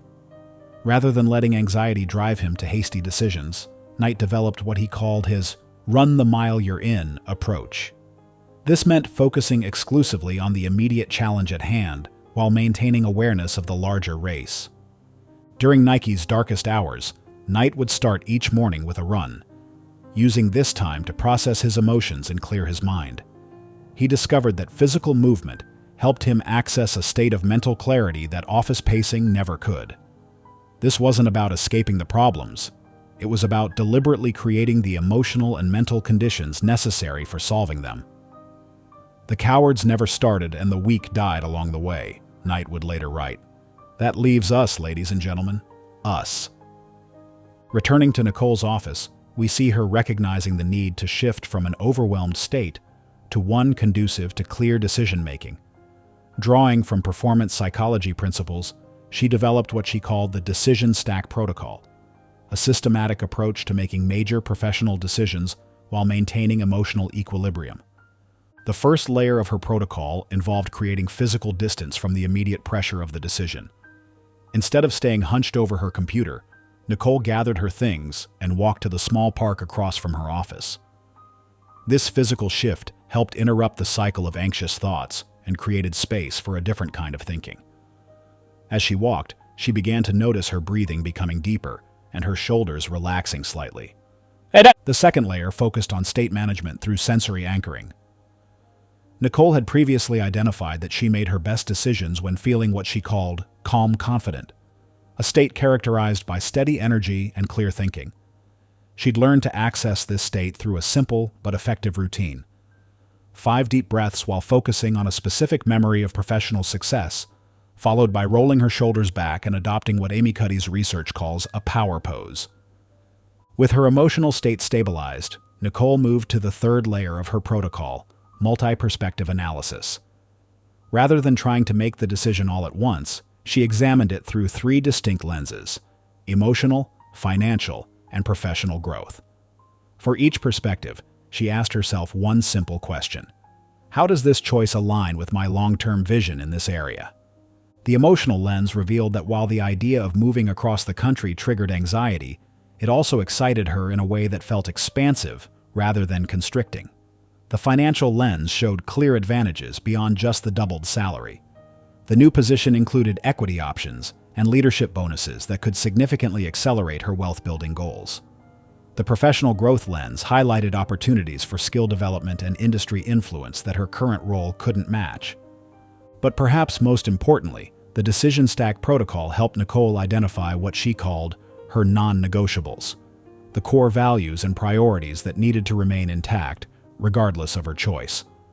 Through this process, she realized that while the opportunity aligned with her career ambitions, she needed to negotiate for remote work flexibility to maintain important family connections. This systematic approach to managing her emotional and mental state while making the decision transformed what could have been an overwhelming choice into a clear, confident decision. Rather than feeling pressured by the opportunity, Nicole found herself energized by the possibility of growth, while clear-eyed about the challenges ahead. The protocol's effectiveness lay not in eliminating the emotional complexity of the decision, but in creating a framework for processing and using those emotions productively. Just as Phil Knight used his morning runs to maintain emotional equilibrium during Nike's challenges, Nicole's protocol gave her a reliable way to access her peak performance state when she needed it most. This approach to performance state management rests on a fundamental truth. Our professional success depends not just on what we know or what we can do, but on our ability to access our capabilities when they matter most. The highest achievers in any field aren't necessarily those with the most natural talent or technical skill. They're often those who've mastered the art of managing their internal state to perform consistently at their best. Your challenge: the Peak State Trigger Exercise.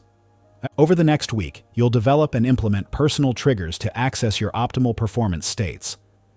This practice will give you reliable tools for maintaining emotional equilibrium during professional challenges and decisions. Start by identifying your 3 most productive emotional states. Think of times when you performed exceptionally well professionally. What was your internal state during those moments? Was it energized and confident, calm and focused, creative and playful? Describe each state in specific sensory terms. How did your body feel? What was your energy level?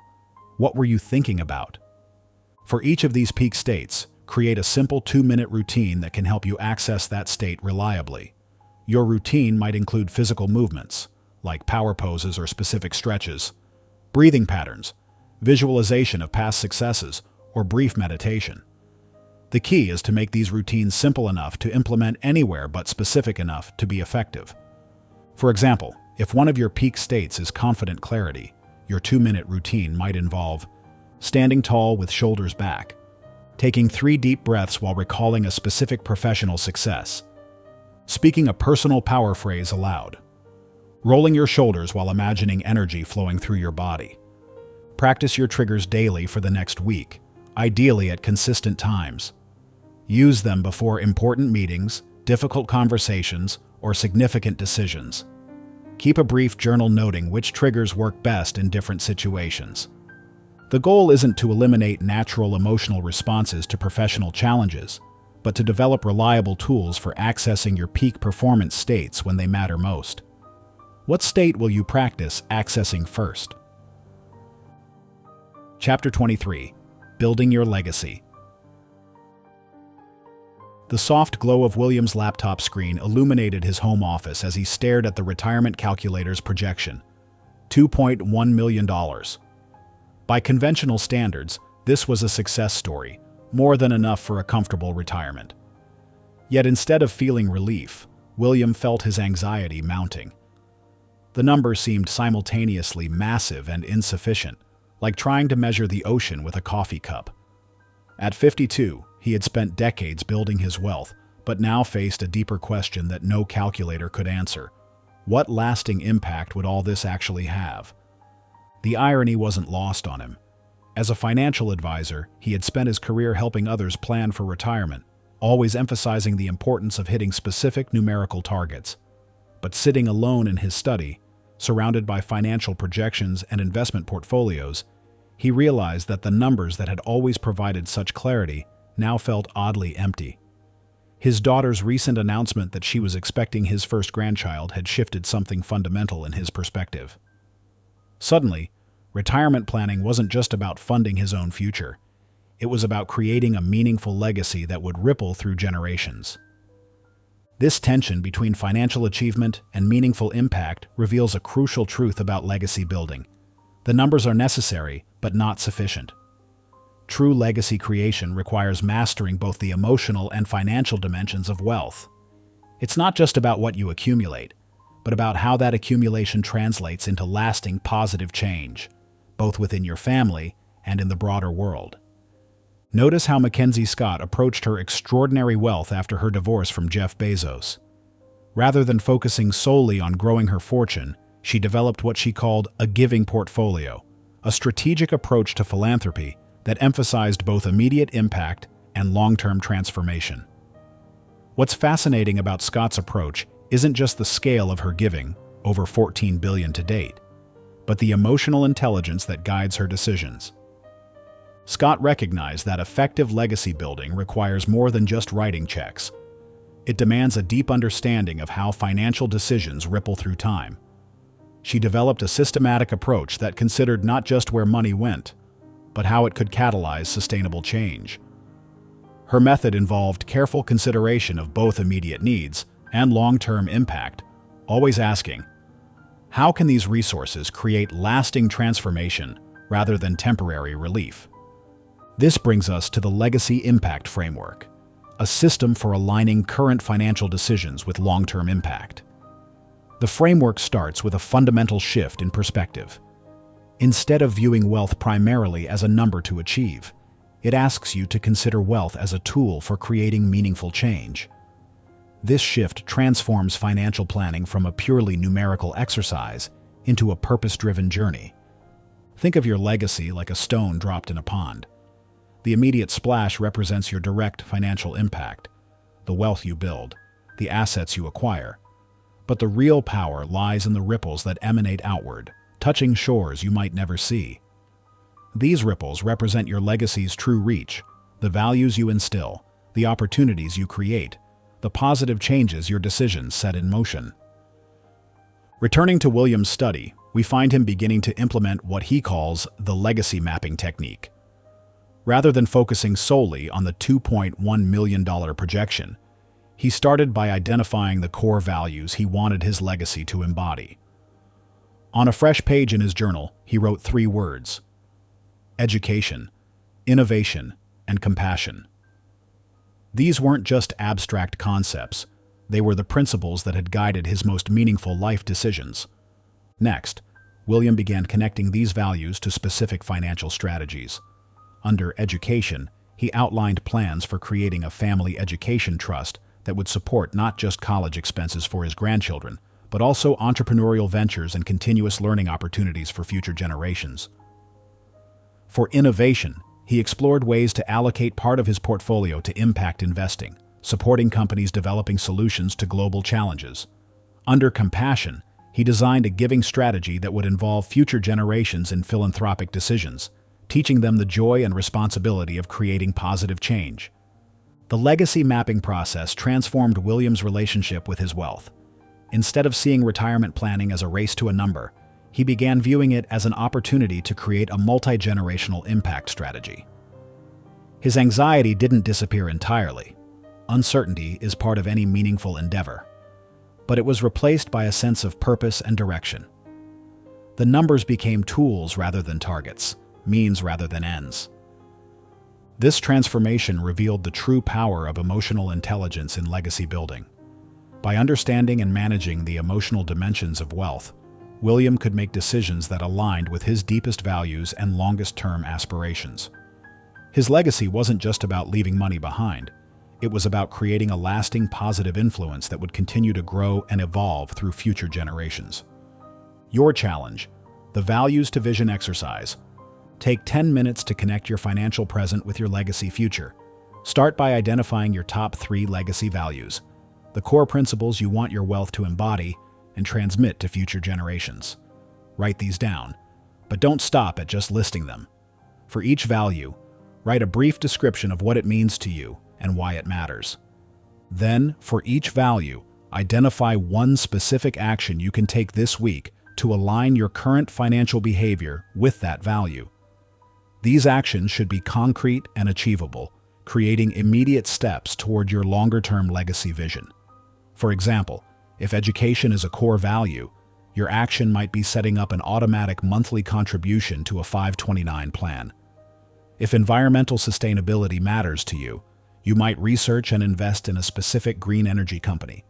The goal isn't to transform your entire financial strategy overnight, but to begin building bridges between your current decisions and your desired legacy impact. What values will form the foundation of your legacy, and what step will you take this week to begin bringing them to life? Chapter 24. The Integration of Mastery.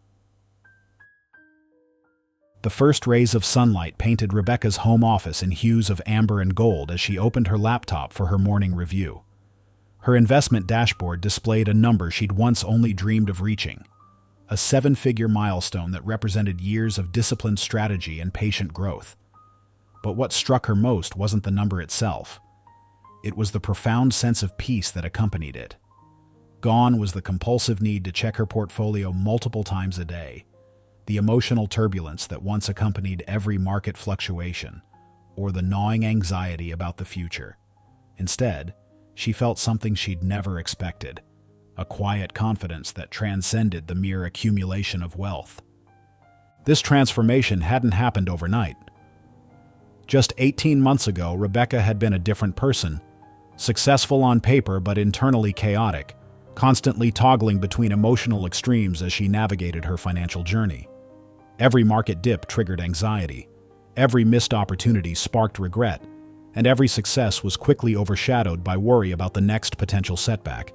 Her life had been a constant battle between her rational understanding of long-term strategy and her emotional reactions to short-term changes.